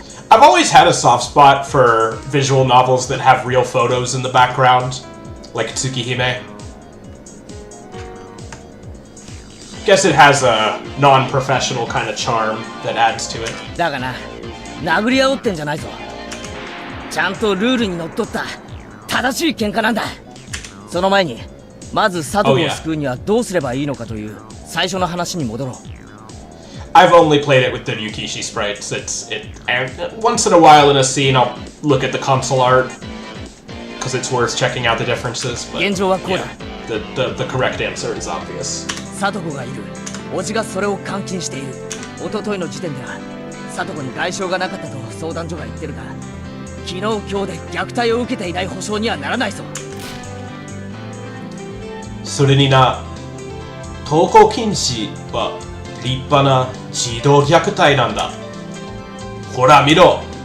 こいつはミオンが持ってきた児童相談所のパンフレットだ。Umihara Kawase backgrounds are really good.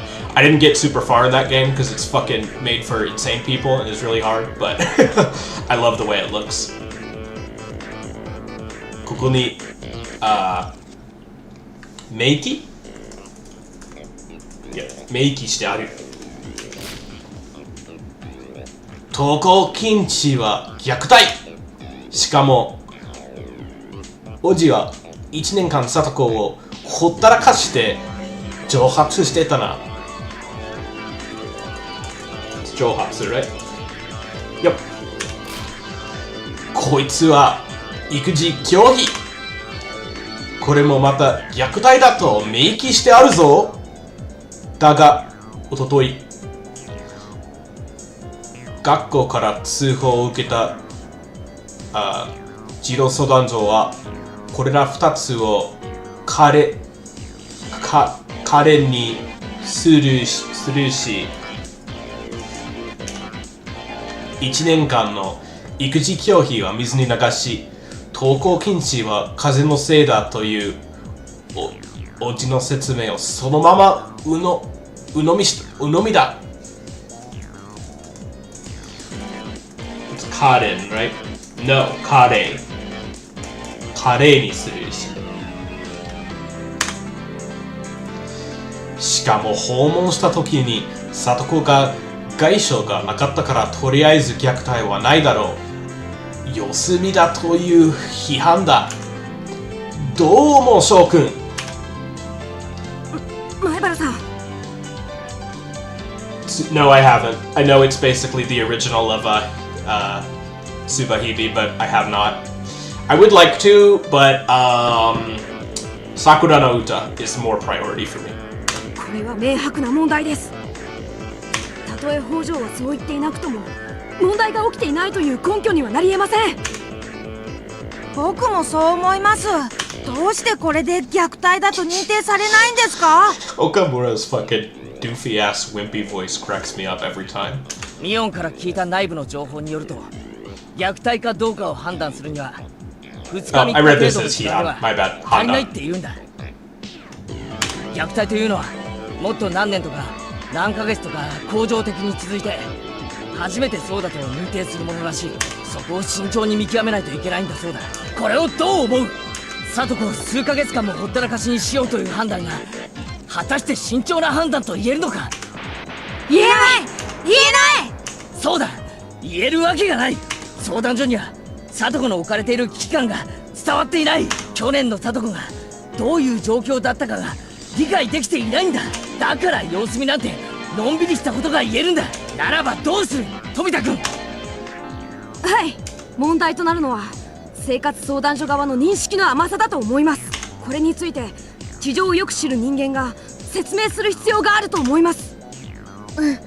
児童相談所の人が慎重に対応したいというのは平均的に見たら普通の対応なのかもしれない。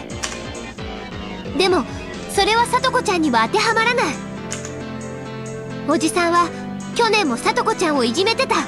おばさんとの夫婦喧嘩の八つ当たりをしていた。しかもそのおばさんが死んだ後はたった一人残されたさとこちゃんを放り出して蒸発してしまった。しかもだ、そいつは沖宮の別宅に転がり込むためだったとの情報をキャッチしてるんだよ。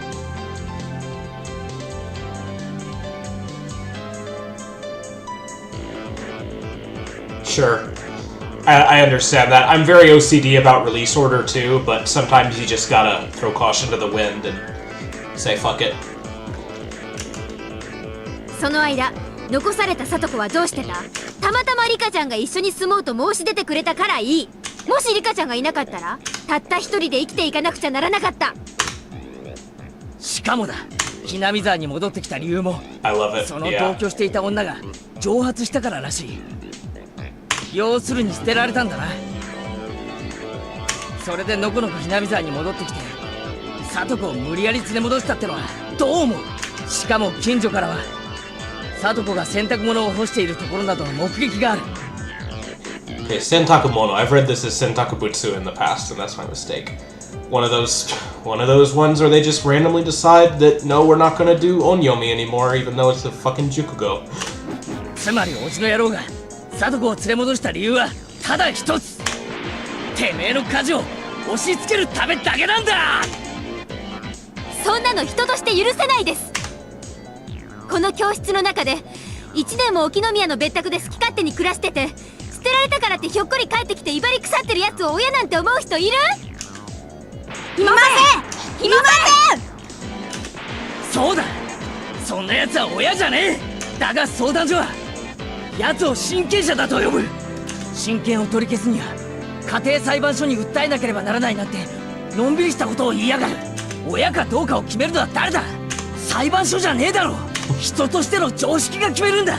だから言ってくるぞ、奴は聡子の親じゃねえ。そしてそれをはっきりと児童相談所に説明する必要があるんだ。公的機関の中で聡子が実際に暴力を振るわれる前に助けることができるのは児童相談所のみ。警察は事件にならないと助けてくれないよ。事件になるまで聡子を見殺しになんてできる？刺して見殺しになんてできない。だから俺たちはすでに立ち上がった。昨日俺たち部活メンバーはすでに沖宮の生活相談所に突撃した。そして連中は記録にこう書いた。北条聡子の件についてクラスメート5人から陳情ありってな。どういうことかわかるか？5人じゃ足りねえ。お前ら仲間を救うために力を貸せ。いい顔すむな。人間が生きてる間にどれだけ人のために一肌脱げるチャンスがあるってんだ。人は What is this? ここでやらなかったら男じゃねえ、仲間じゃねえ。戦い方は簡単だ。ただ俺の背中を守ってくれればいい。いい顔すむな。人間が生きてる間にどれだけ人のために一肌脱げるチャンスがあるってんだ。ここでやらなかったら男じゃねえ、仲間じゃねえ。戦い方は簡単だ。ただ俺の背中を守ってくれればいい。 Okay. Hitohada nuku. Pitch in and help to give someone a hand. That's a new one. 矢面には俺が立つ。部活メンバーが全火力を受け持つ。ただ俺たちの背中を守ってくれればいい。それだけじゃ我慢がならなきゃ吠えろ。ひなみ沢分校のスピリッツってやつを思い知らせてやれ。前原君、これは。教室の大騒ぎに気づき、いつの間にか廊下から千恵先生が顔を覗かせていた。とにかくクラスを落ち着けようと中に入ろうとしたとき、その方に後ろから大きな手が乗せられた。校長先生。千恵先生、お茶が飲みたいですな。入れてはくれませんかな。それはケイチの演説の阻止するなという明白な意志。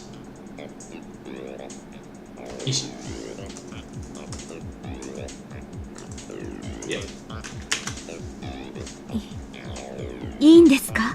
クラスには小さな子供もたくさんいます。もしもみんなで沖宮の相談所に押しかけようなんてことになったら、保護者の方に。知恵、 I love this face most. フルデさん、これはどういうことなんですか？みんなが聡子を助けるために頑張ろうとしてくれているのです。 Obscure YouTube videos by Sir Plus. Interesting. I don't know anything about that. One of my videos on there? 私は無力だから、みんなの力を借りないと何もできない。でもそれを阻止しようとする知恵を食い止めるくらいはできる。知恵はいかがこんな形相でじらみつけるところを初めて見ただろう。I think that's wrong. No, 望みつける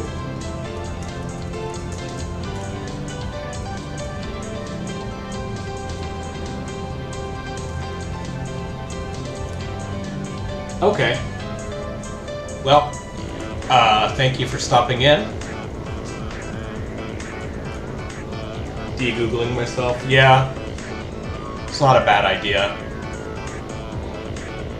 I mean, you know, I put these videos up. I don't really mind if people... Niravitsukeru. There you go. Thank you.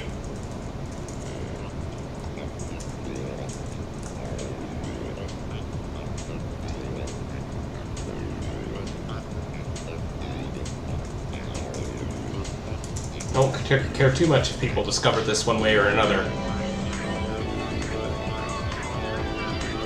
But yeah, privacy is always good. Sir Plus. Interesting. その意志の強さに驚く。何を止める理由があるというのか。校長先生。大いに結構。やれるところまでやってみなさい。それで責任を求められるなら、不詳この海枝が全て責任を取る。Yeah, that makes sense. What's that guy's channel like, Sir Plus?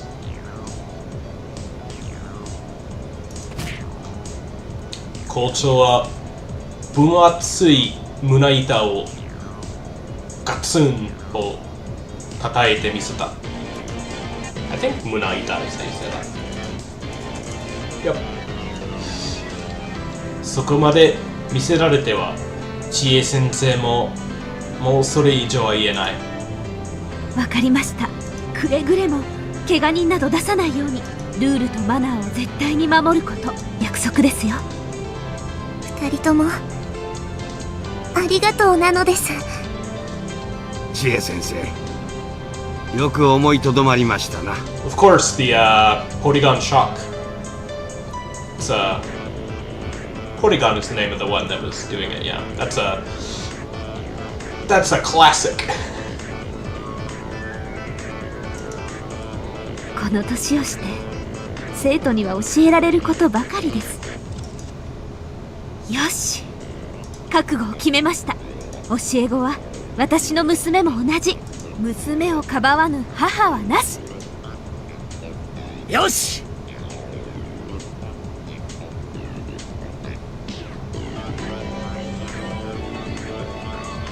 That's cool. みんな、今日の学校が終わったら各自速攻で帰宅し、自転車で What 沖 year 宮の was 図書館 that? に集合だ。 Porygon Shock, Lucy Bochinchova? Am I saying that right? Your name sounds Croatian. そこの1階奥が相談所になっている。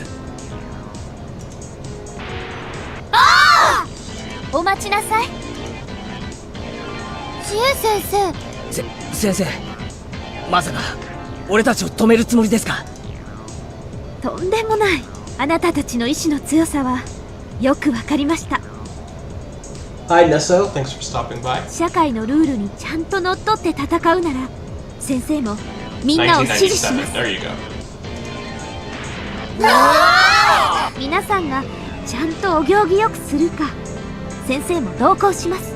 Yeah, I've watched a few clips of that episode, and it's like it's pretty, it's pretty crazy how long they lingered on those flashing shit. よろしいですね。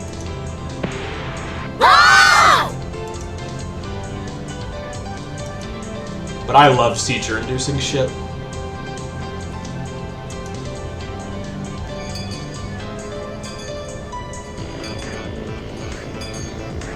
俺たちは学校が終わると同時に速攻で帰宅戦車で直ちに沖宮へ向かった。 Okay, let's see. 速攻 right? Yep. 速攻直ち Yep. 家の用事だ。家の用事だのなんだの家の用事だのなんだので何人かは抜けるだろうと思っていたのだが信じられないぐらいに全員が揃った。それだけにみんなの気迫を感じる。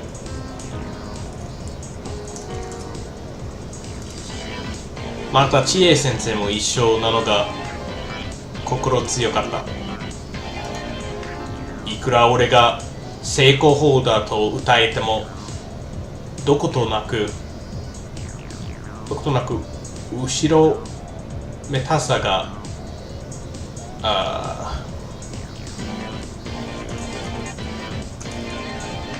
I'm so bad.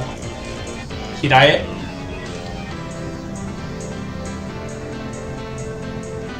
Bye bye, thanks for stopping by.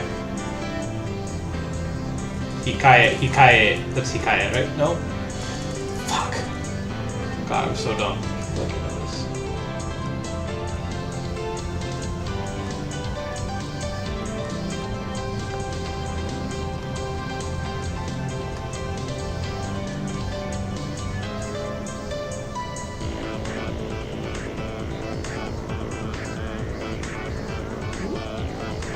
Yeah, that's what I thought. Maybe Nugu.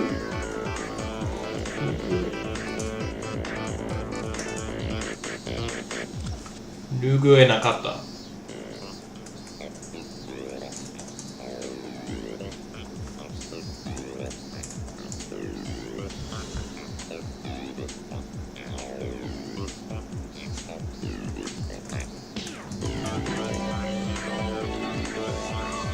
How are they translating this in English? I'm about guilty about dragging everyone to the touch tunnel.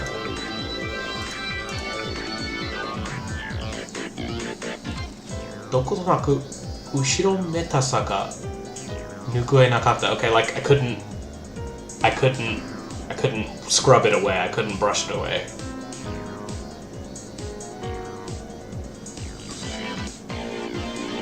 Okay. でも知恵先生のお墨付きがあればOh Yeah, but I mean But you would read it Nugu right? 墨付きがあればそこには後ろめたさなどない Right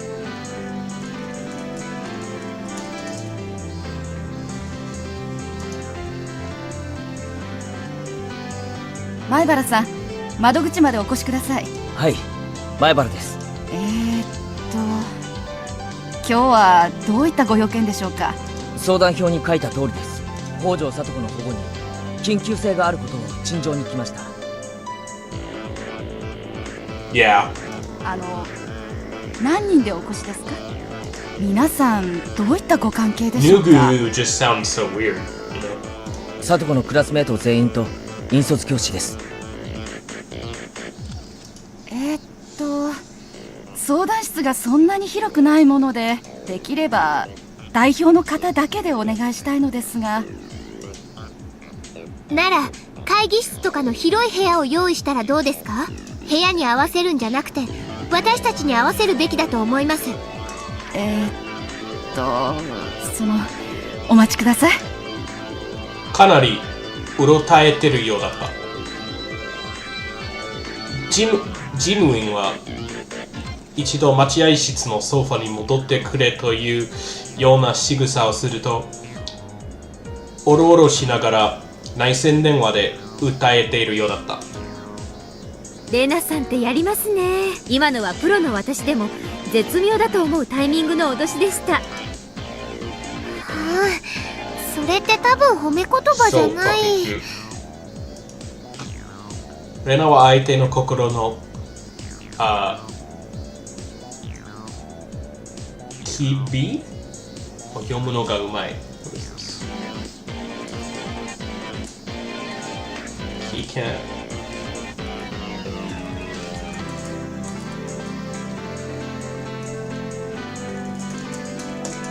機長機微 OK。 機微を読むのがうまい。それが気が利くってことなんだが、敵に回せば巧みにつついてくる恐ろしい存在ってことでもあるわけだ。今や事務所の中は妙な雰囲気に包まれていた。何しろ親類が何人か相談に来るのがせいぜいなのに、社会科見学じゃあるまいし、1クラスが丸ごと押しかけてきて、陳情だなんて前列がないことに違いない。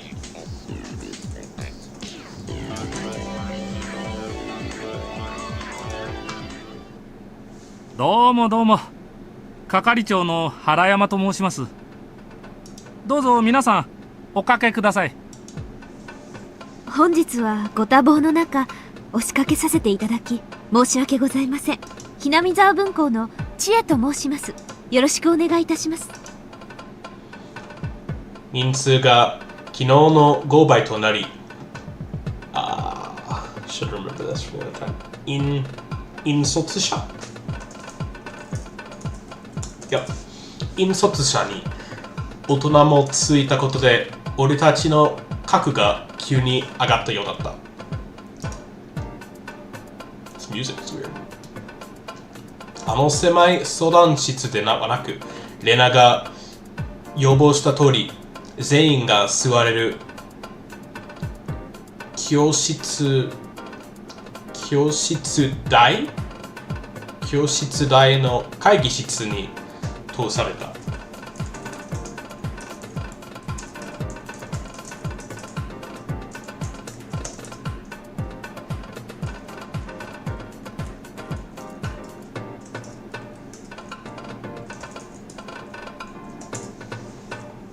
教室台の、OK。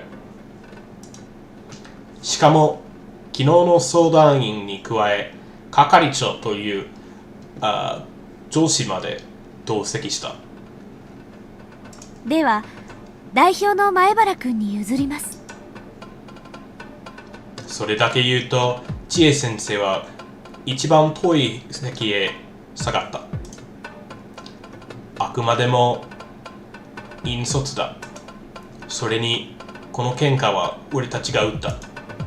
千恵先生は後ろにいてくれるだけで十分だ。代表の前原圭一です。よろしくお願いします。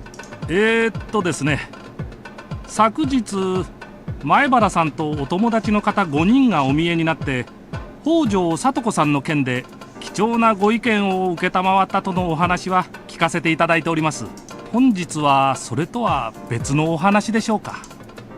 いきなり向こうから発言があるとは思わなかったな。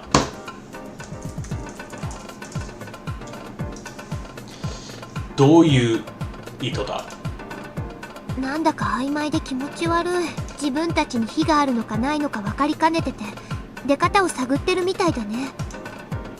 ケイちゃん、ここは今日来た理由を強めに言って、非が向こうにあることをアピールすべきです。頼もしい参謀、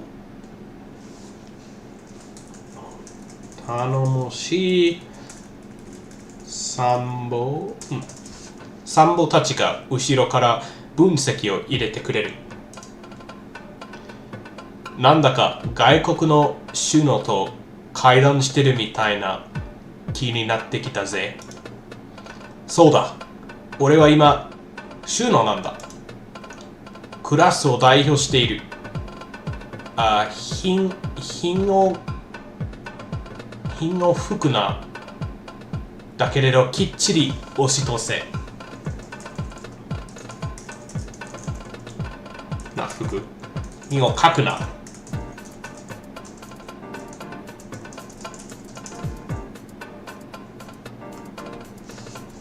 シナを書くな。よし、この角度から攻めるか。ケイちゃん、こんな感じで言って。ミオンから攻撃方針の伝達がある。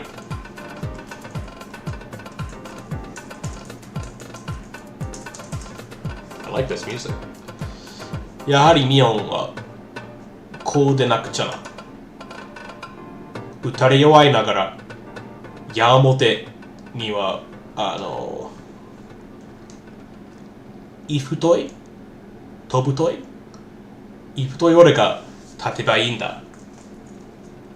い太いいぶどい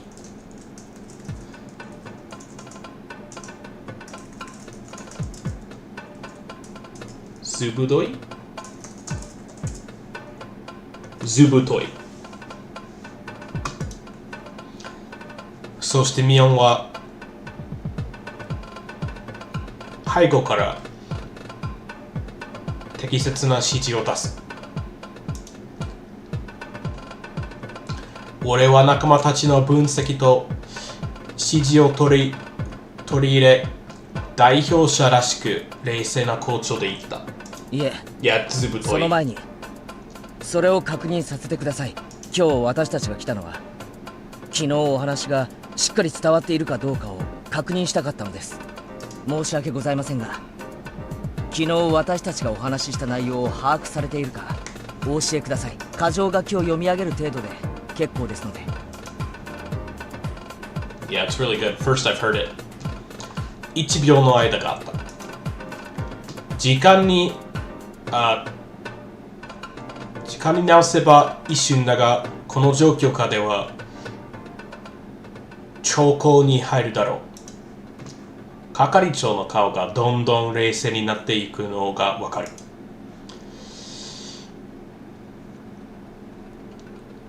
社会科見学に付き合うくらいのつもりが、急に地域住民の陳情団との対応に変わったからだ。私どもの方では北条聡子さんが一時保護等を受けるべき辛い事情にあり、その対応を急ぐべきであるとの訴えがあったものと認識しております。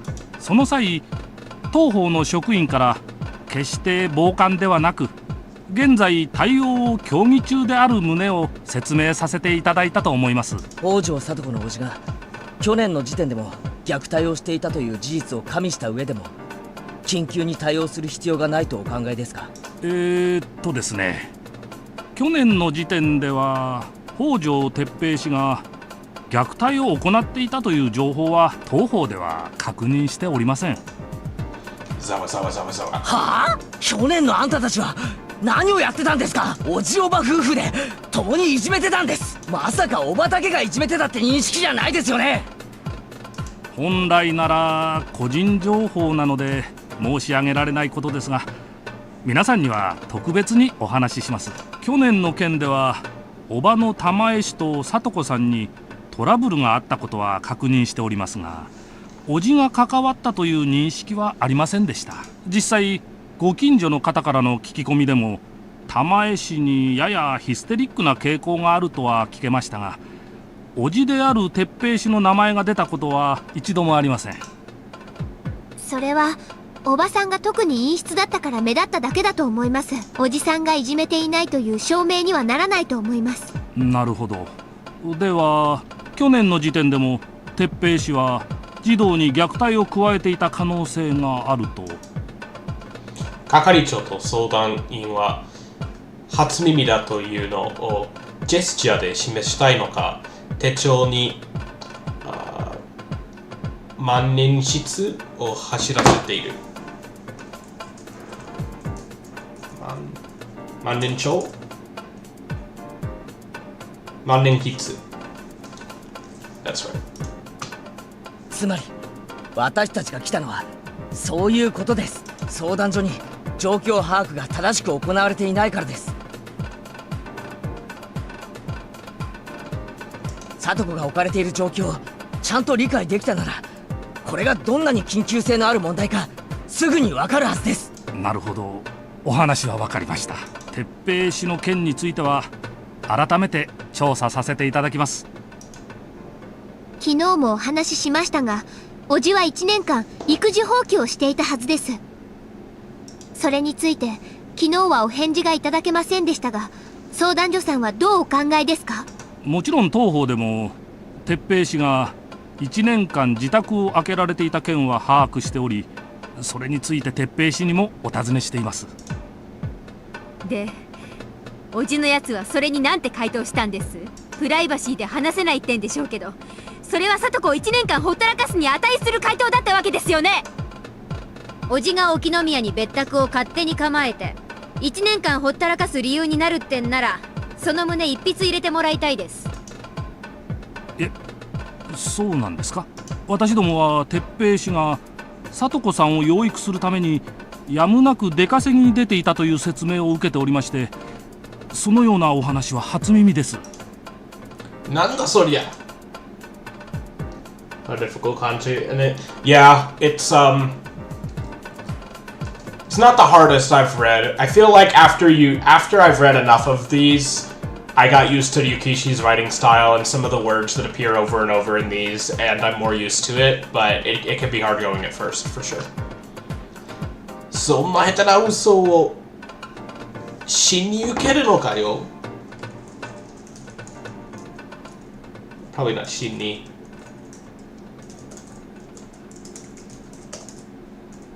誠に。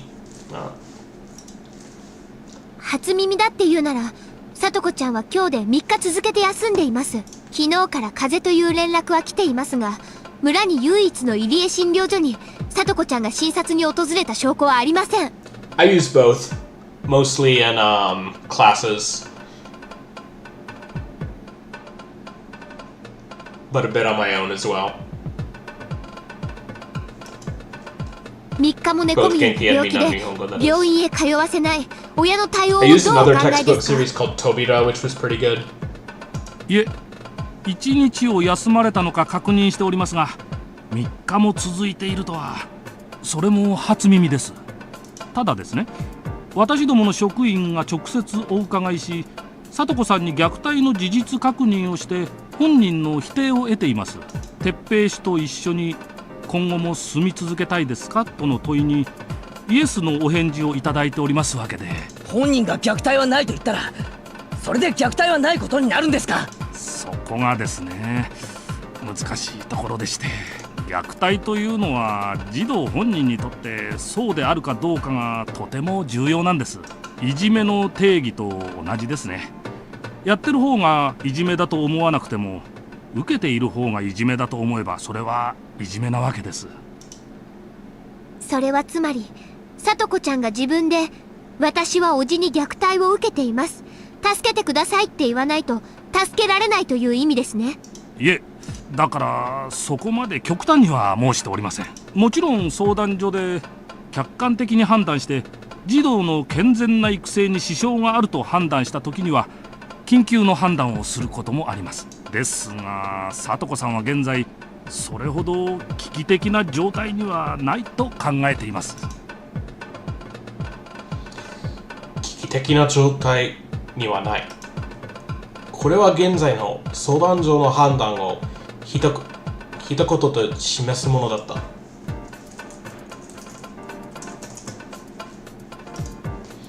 さすがに傍観していたクラスメートたちも騒ぎ出す。危機的な状態にないなんてよく言えますね。どうしてそうだと断言できるんですか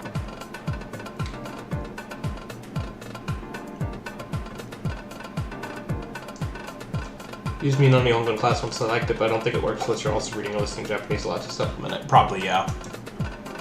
That 具 goes 体 for 的 all of に these, 申し really. 上げますと、聡子さんが直接間接の暴力を受けていないことによりますし、本人も虐待の事実を否定しています。また衣食住の3つが与えられていて、最低限の生活は保障されていることも大切です。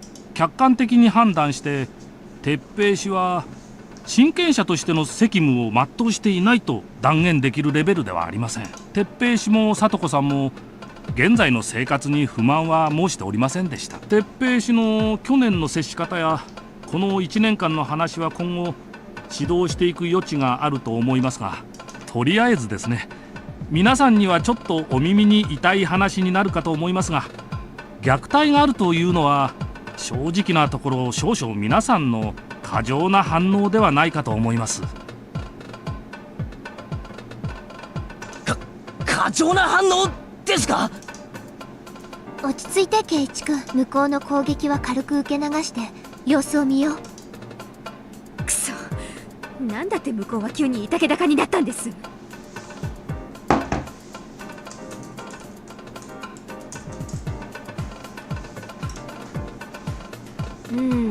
どうやら私たちの言う緊急性というやつが全て去年の出来事に基づいてると判断したようだね。なるほどな。去年は去年、今年は今年ってわけだ。しかも聡子に実際に虐待されているかどうか聞いて、聡子に虐待されていないという言質を取ったのがでかいと見たわけか。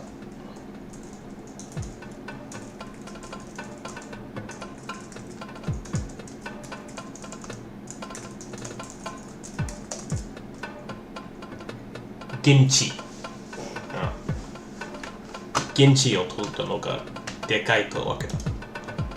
鉄平氏も1年間出稼ぎで家を空けて聡子さんに苦労をさせたことを非常に悔やんでおられます。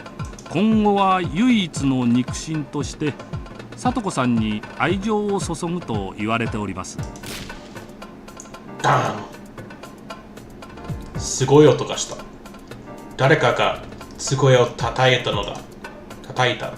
係長も含め全員がびっくりとする。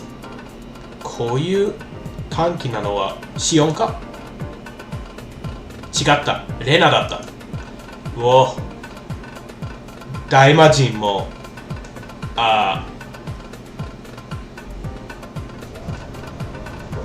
裸足で逃げ出す恐ろしい競争をしてやがる。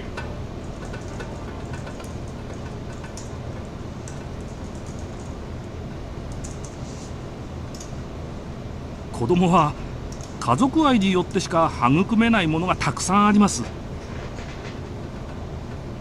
私どもが聞いているところによると、1年間聡子さんは未成年者と共に生計を共にし、大人の保護下にない生活をしていたことになっています。これは多感な成長期にある聡子さんにとって将来への大きな損失です。皆さんはお友達的な感情からその方が幸せだと思われているかもしれませんが、どうか鉄平氏と聡子さんが叔父姪の間柄でもう一度新しい生活をやり直すのを温かく見守っていただけないでしょうか。あんた、今日の私たちが何の話をしてるのか聞いてました？つまり聡子本人が助けてくださいって言い出すまで周りで誰が何人騒ごうと聞く耳は持たないってわけですね。お前、それだったら監禁されてる聡子の場合どうやって助けを求めるんだよ。おじに見張られてて外出もできず電話もできない、そんな状況で聡子がどうやって助けてって言えるんだよ。助けを求められない聡子に代わって俺たちが助けを求めてるんじゃねえか。それに聞く耳はねえって、そう言いやがるんだな。いやだからそうは言いません。クラスの皆さんがこうして20人以上もいらっしゃって、聡子さんの実情を訴えられた事実はないがしろにしません。もちろん今日の件は聡子さんへの対応を決める上で必ず考慮します。その対応はいつ決まるんですか？その対応が決まるまでに聡子ちゃんが虐待を受けない保証は誰が出すんですか？もしも聡子に何かあったらあなたが責任を取るのね。聡子にあざが一つでもついてみろ。ただじゃおかねえぞ。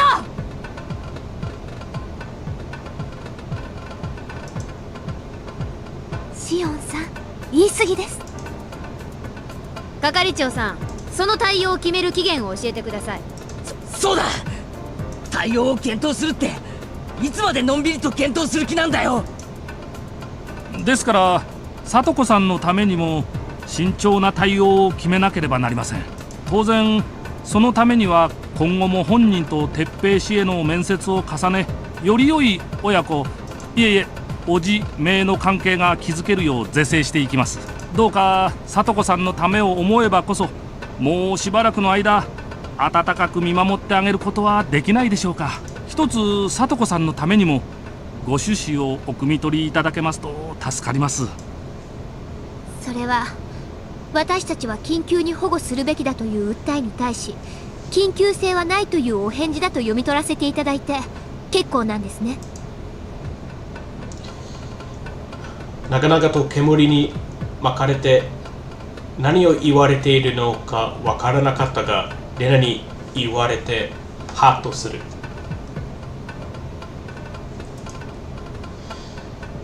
Yeah, the one thing in this chapter, I guess, I wouldn't say is badly written or anything, but kind of took me surprised is Shion's kind of being so impassioned about Satoko when I feel like they never really, unless I'm blanking, I don't feel like there was really a lot of scenes where Shion and Satoko were really close before this.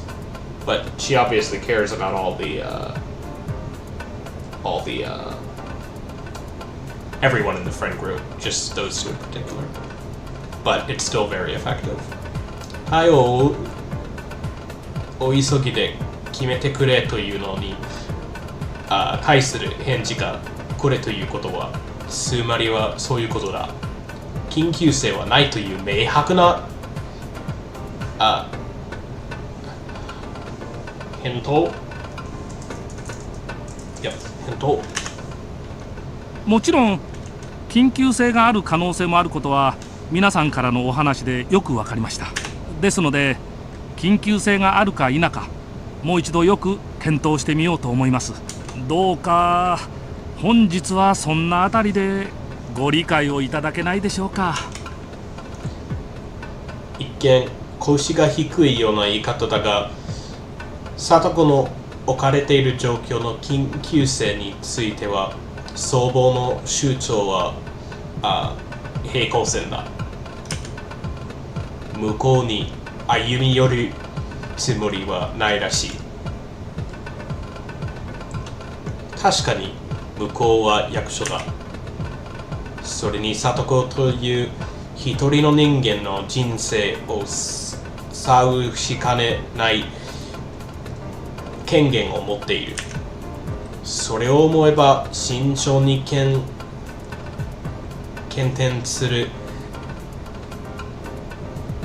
討するという対応はやや臆病ではあるが、そう間違った対応ではないし、一言だったなら理解もできる。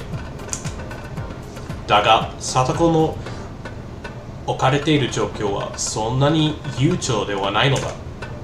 俺たちにはわかる。見えている。聡子が王子に心が深く傷つけられるような虐待を受け、頭を撫でようとしただけで壊れてしまったあの聡子が見えている。そしてそれはほんの数日で起こってしまう悪夢かもしれないのだ。その世界の俺は里子を救おうとはしてたけど、救うのにタイムリミットがあることを失念していた。だから俺はそこを謝らない？いや、謝らない。鉄頭鉄尾、速攻を貫く。前原くん、お話ししたいことは全て話せましたか？はい。では以上になります。本日はご多忙中お時間をお割きくださりまして誠にありがとうございます。はい、皆さんお礼をしてください。委員長号令。どうもありがとうございました。いえ、こちらこそ貴重なご意見を本当にありがとうございました。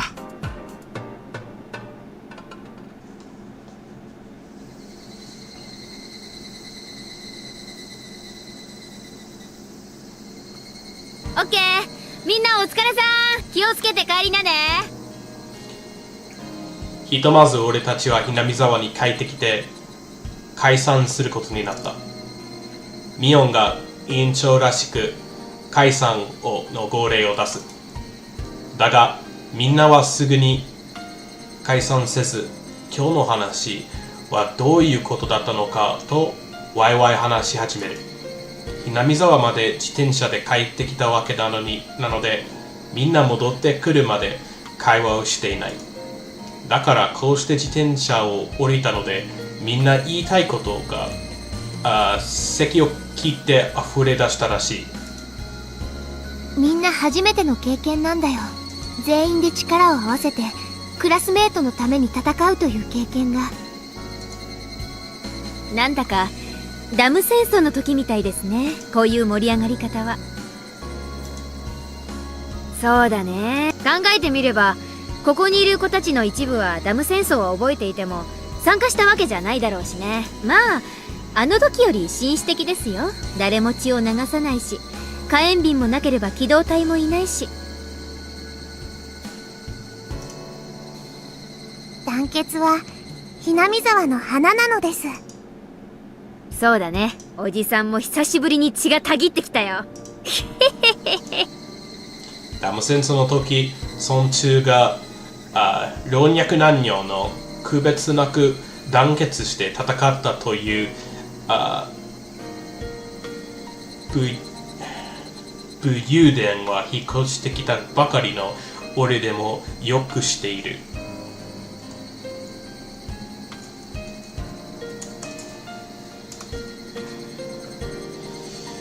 戦って打ち勝ったことよりも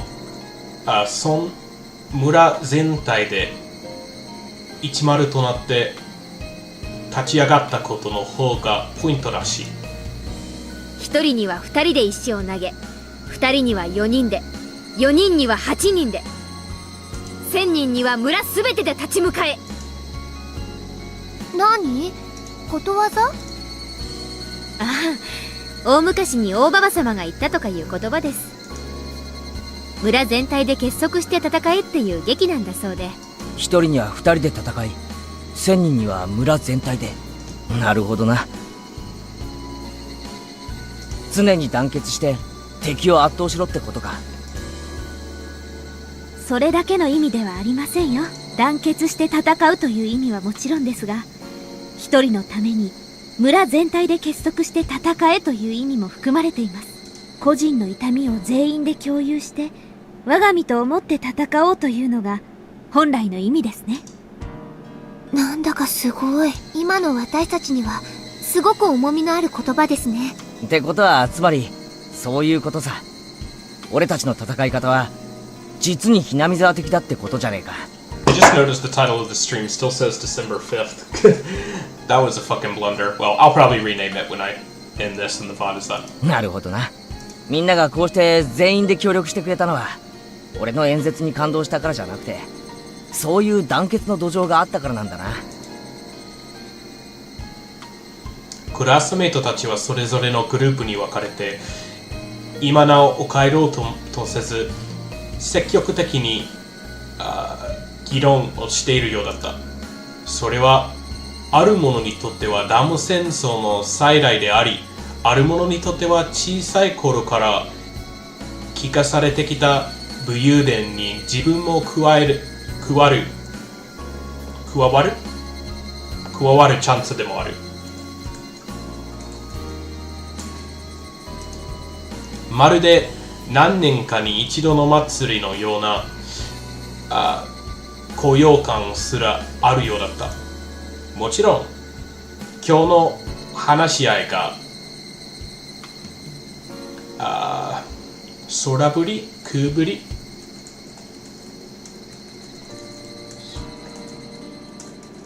空振り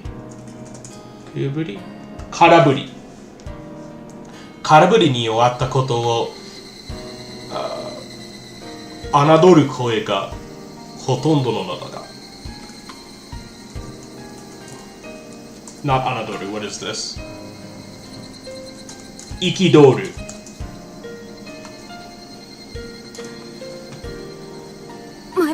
前原さん、結局今日のって北条を助けないぞっていう最終回答なわけですよね。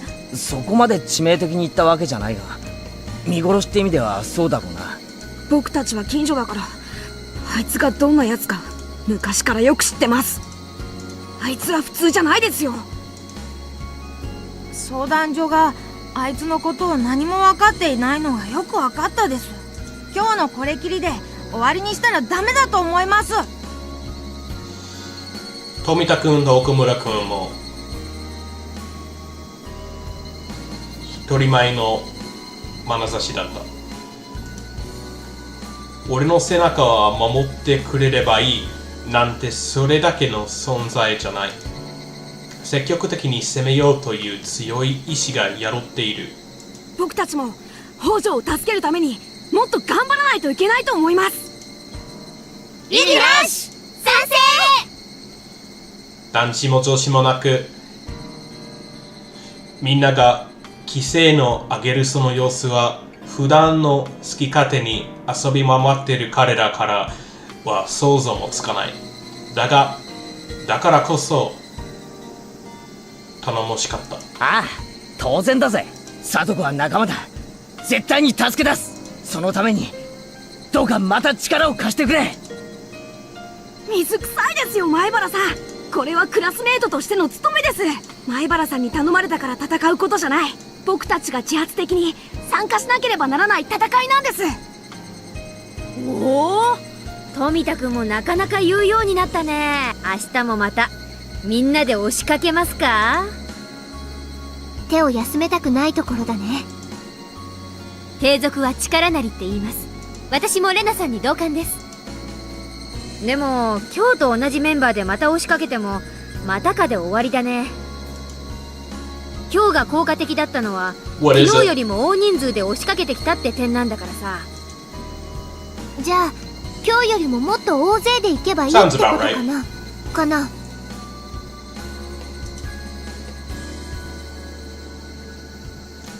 レナはそう言いながらみんなに振り返る。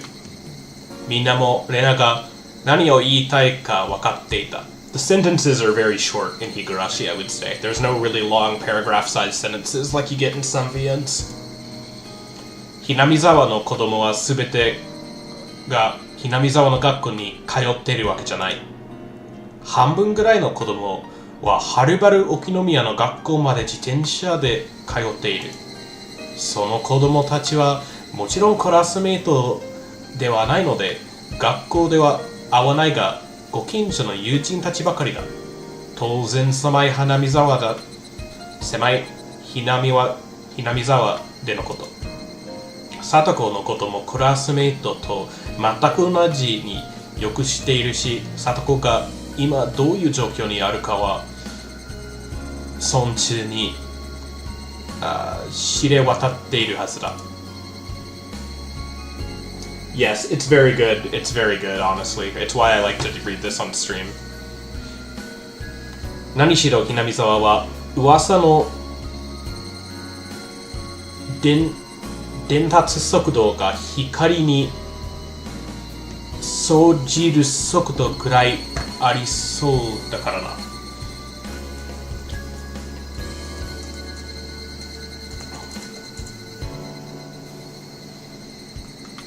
Junjiru. Yeah, because I could read this much faster if I was only reading to myself, because there's a lot of these words I know the meaning of immediately, but don't always remember the exact pronunciation of. 俺の恥ずかしい罰ゲームの知れ渡る恐ろしい速度からそれは容易に Fuck, what is this?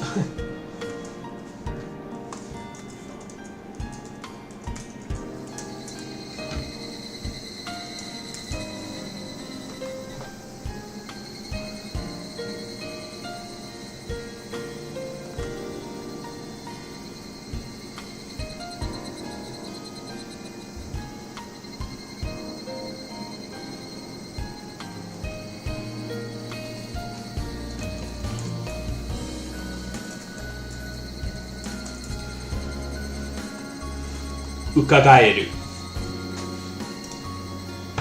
じゃあ俺は帰ったら大輔に話してみるよ。あいつならきっと来てくれる。俺も帰ったら友達みんなに電話する。沖宮の学校なんだから図書館はすぐ近くだし。そうだそうしよういい流れになってきたね。まあケイちゃんの生演説がないからバイトはならないだろうけど、もう10人くらいは増えそうな予感だね。私も子供会 OB の人とかに声をかけてみる。多分3人くらいは来てくれると思う。私も学校の友人に声をかけてみます。ただ聡子や事情を知らない人たちなので、私の交友関係程度でせいぜい4人くらいです。子供以外の戦力ってのはやっぱり絶望的なのか？懲戒関係は北条家には関わりたくない人が多いね。ダム戦争以来のしがらみがあるんだよな。ならお年寄りはどうだ？リカちゃんの方で神社に出入りするお年寄りに声をかけられないか？お年寄りの方がもっと聡子に冷たいのです。お社様のたたりを盲信してる連中ほど北条家のことを罰当たりだと信じてますからね。やっぱり子供の力までが限界なのか？レナ、これで何人くらいになった？ 17人だよ。全員が来てくれるとは思えないけど、それでも40人に迫る人数になるね。40人も集めるなんてさすが圭一なのです。なんだよリカちゃん、40人で足りてるのか？俺はにやりと笑ってリカちゃんの胸をドンと叩く。足りねえな。20人以上で押しかけてああいう対応だった相手をノックアウトするには40人じゃ足りねえんだ。もう20人くらいは欲しいところだぜ。確かに60人も押しかけたら相当ビビるだろうけど、そんな人間どこから引っ張ってくるわけ？俺を侮ってるな。俺の名前は前原圭一。俺がやると言ったら必ずやる。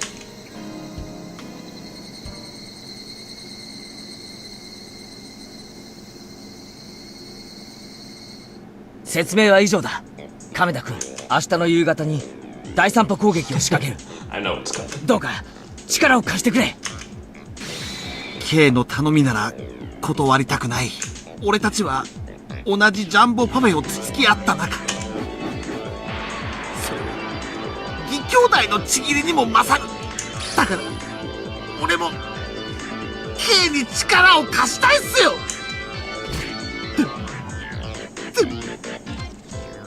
明日だけはダメなんです。なんだと？なんだよ、どうしてだよ亀田。お前リアル少女の危機にも立ち上がれないのか？貴様、二次元戦士の誇りはどうした？貴様を修正する。歯を食いしばれ。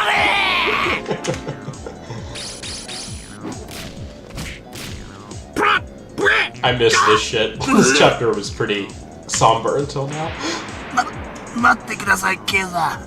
俺の言い分も聞いてくださいよ。俺も普段の日だったら手伝いたいです。そりゃ俺もメイド姿のさとこちゃんに惚れてますし、普段ならあのきつい目で睨まれながら罵られるなんて最高ですよ。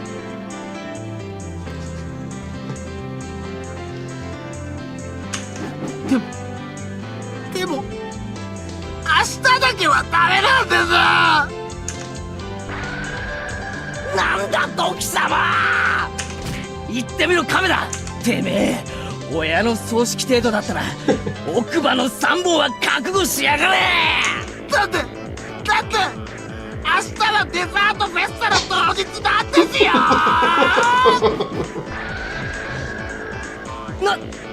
何？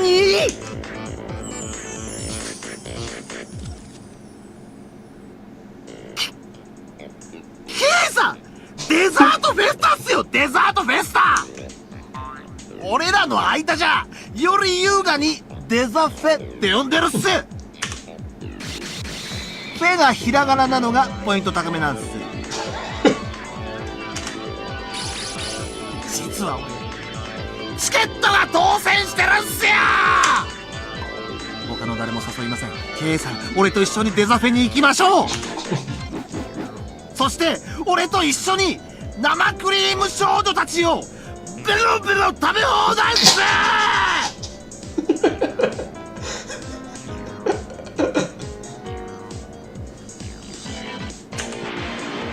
はい、指導指導指導指導指導指導指導。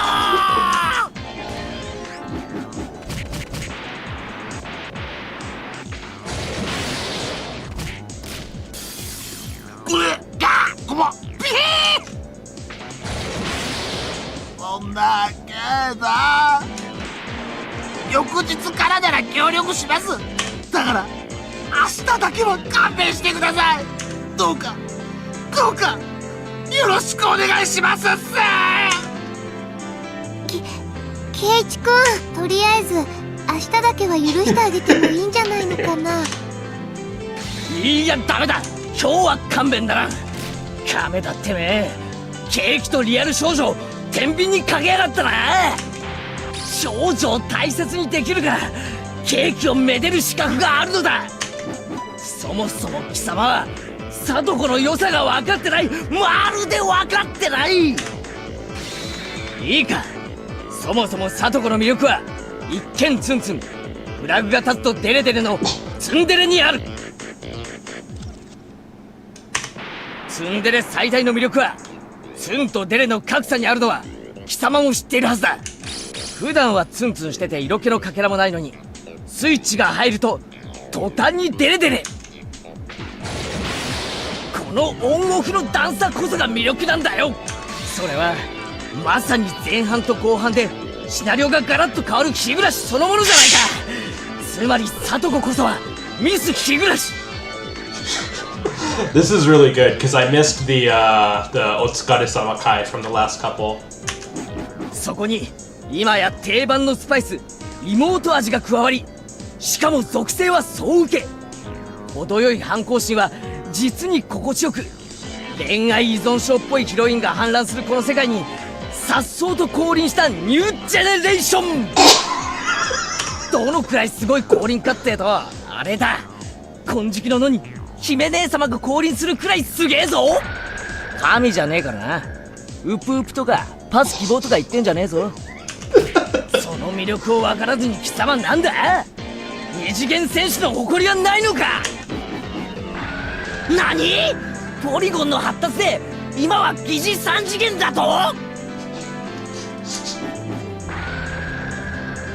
？100年早いわ。ヒロインがわずか8色で256個のドットで表現されていた時代の先人たちは、そこに愛と萌えを見出してより高い次元へ思いを昇華させてきたのだ。それは全て二次元への逃避ではない、現実の女性を愛するがゆえの愛の昇華。ヴィーナス像もモナリザも全て先人たちの萌えの結晶だぞ。ちなみに浮世絵は日本の萌えの発祥だと思う。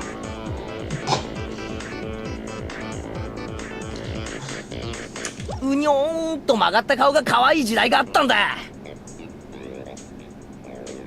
さらに余談だが、絵巻物のお姫様はすごいよな。ぷくぷくとした頬と細い目が美人なのはまだいい。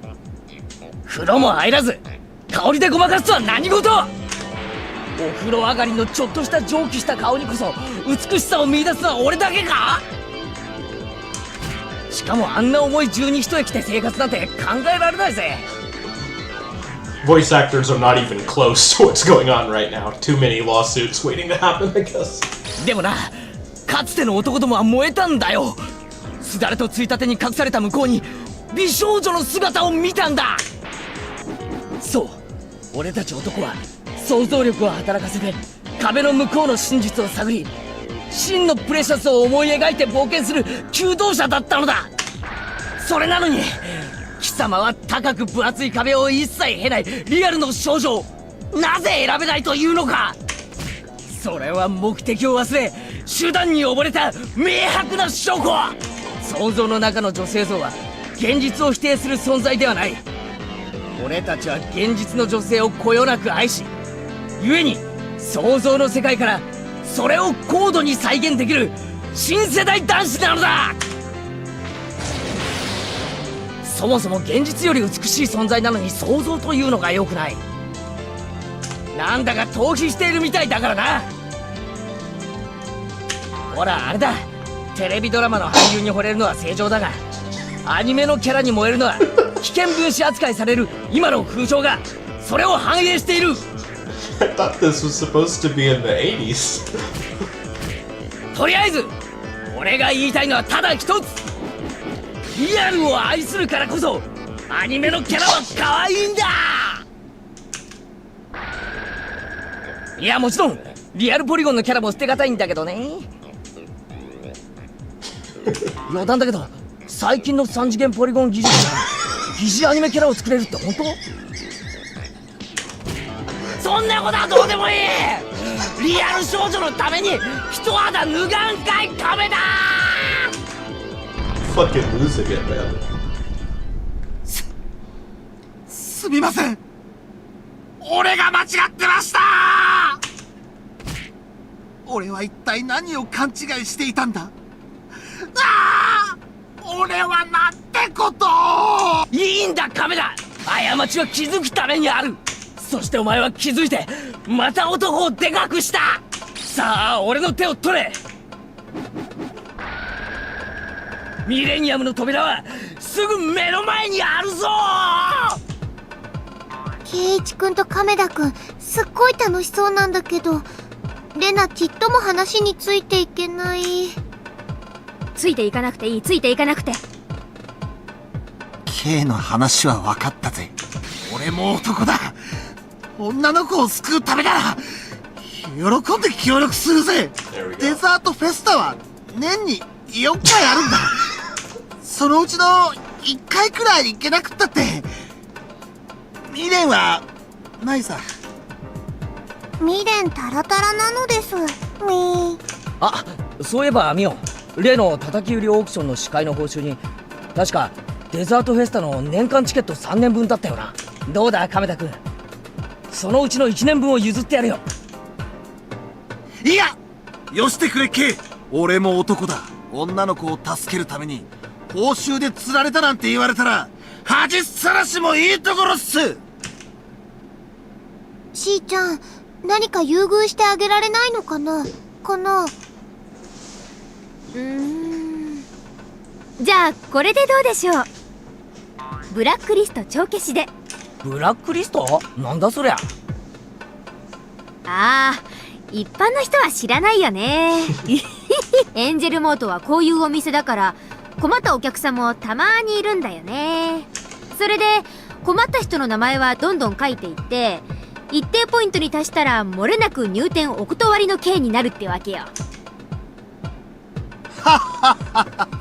よしてくれよ。このエンジェルモートマスターの俺がそんなブラックリストに載るようなノーマナーをするわけがない。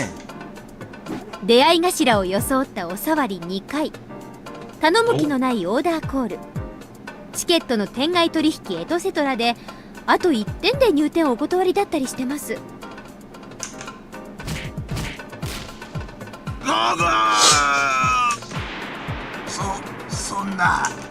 そんなの困るっすよ。エンジェルモートに入店禁止なんてなったら俺は明日から何のために生きていけばいいんすか。ではありますけど、今の亀田さんの聡子を救うために一肌脱ごうという男気に惚れました。ですのでこれを特別にチャラにしようと思います。ありがとうございます。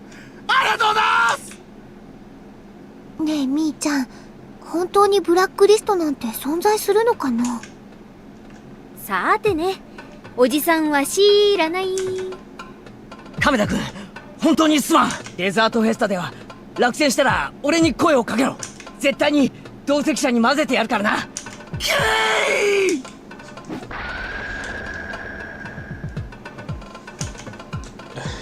俺たちは再び熱い友情を確かめ合うのだった。明日の夕方だな。了解したぜ。うちの野球部の連中と沖宮タイタンズの連中全員を連れて行く。それで悪くても10人ちょいは集まるはずだぜ。I guess I like Shion more. 話を聞く The 限り scenes じゃ where she embarrasses どう me on 考 are えて really, もそ really, のお really じって funny 野郎 and は cute. まともじゃない。なんなら回りくどいことしねえで直接締めちまった方が早いんじゃないですか。ダメだよ。暴力で解決すれば必ずその仕返しがさとこちゃんに跳ね返る。なるほどな。命を奪うってわけにはいかないしな。分かったぜ。正々堂々正面から勝負でいきましょうっす。みんな球児だからよ。警察沙汰はごめんだし。だがな、10人じゃまだ足りない。他に声はかけられるあてはねえか。へへ、まだ兵隊が足りないって Pika and か。 Satoko over both of them though. ここまで来たらとことん行くっすよ。亀田はにやりと不敵に笑おうと突然席をガバッと立ち大声で言った。野郎ども、話は聞こえただろうな。明日のチケットが当選しているやつまで来いとは言わねえ。でもな、もし明日が空いているなら力を貸せー。店内の客がみんな振り返る。そういえば客層が濃いめだった。Mirena's on top. Well, I mean, Mirena's good.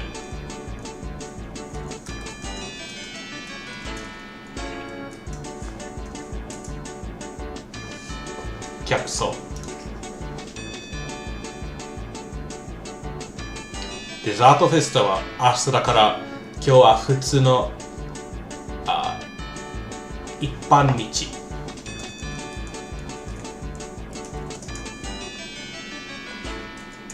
一般日？一般日じゃないのか。違うんです。デザートフェスタを落選した常連たちは今日食いに来てるんです。ここにいるのは皆常連。名前は知らずとも同じ星の下に生まれた俺の仲間たちなんす。同志諸君、さっきまでの話をどう思う？聞けば聞くほどに生涯見えくり返る話によりな、同志諸君、痛いけな女の子を泣かせるなんて男に生まれた者として見過ごせないんだな。女の子を大切にできん愚か者め、拙者が切る。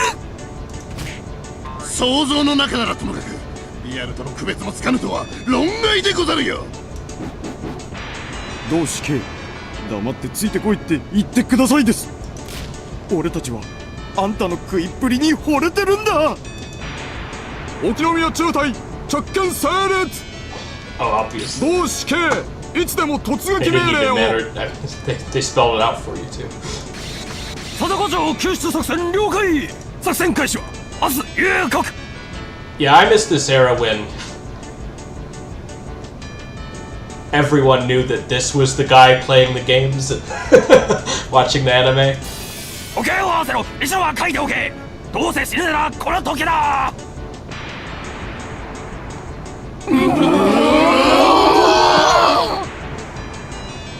みんなすまん。見ず知らずの聡子のために本当にすまん。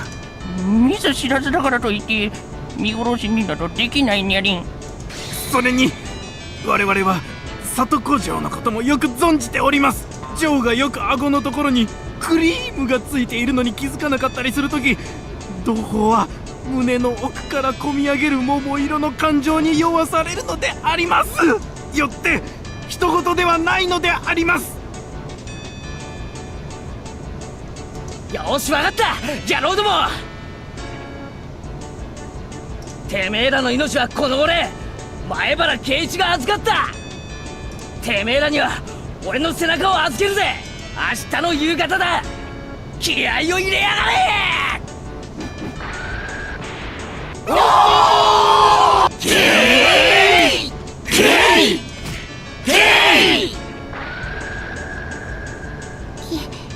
圭一君って意外なところでも人気者なんだね。うちの町会もそうだけど、本人の預かり知れぬところで評判が高いんだよ。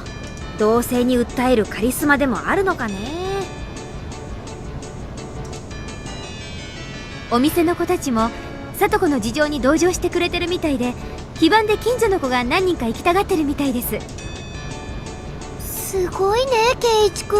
本当に60人を集めちゃった。あるいはそれ以上に集まるのかもしれない。これが運命を打ち破ろうとする力なの。Power of otaku horniness is the only thing that can break the bonds of fate.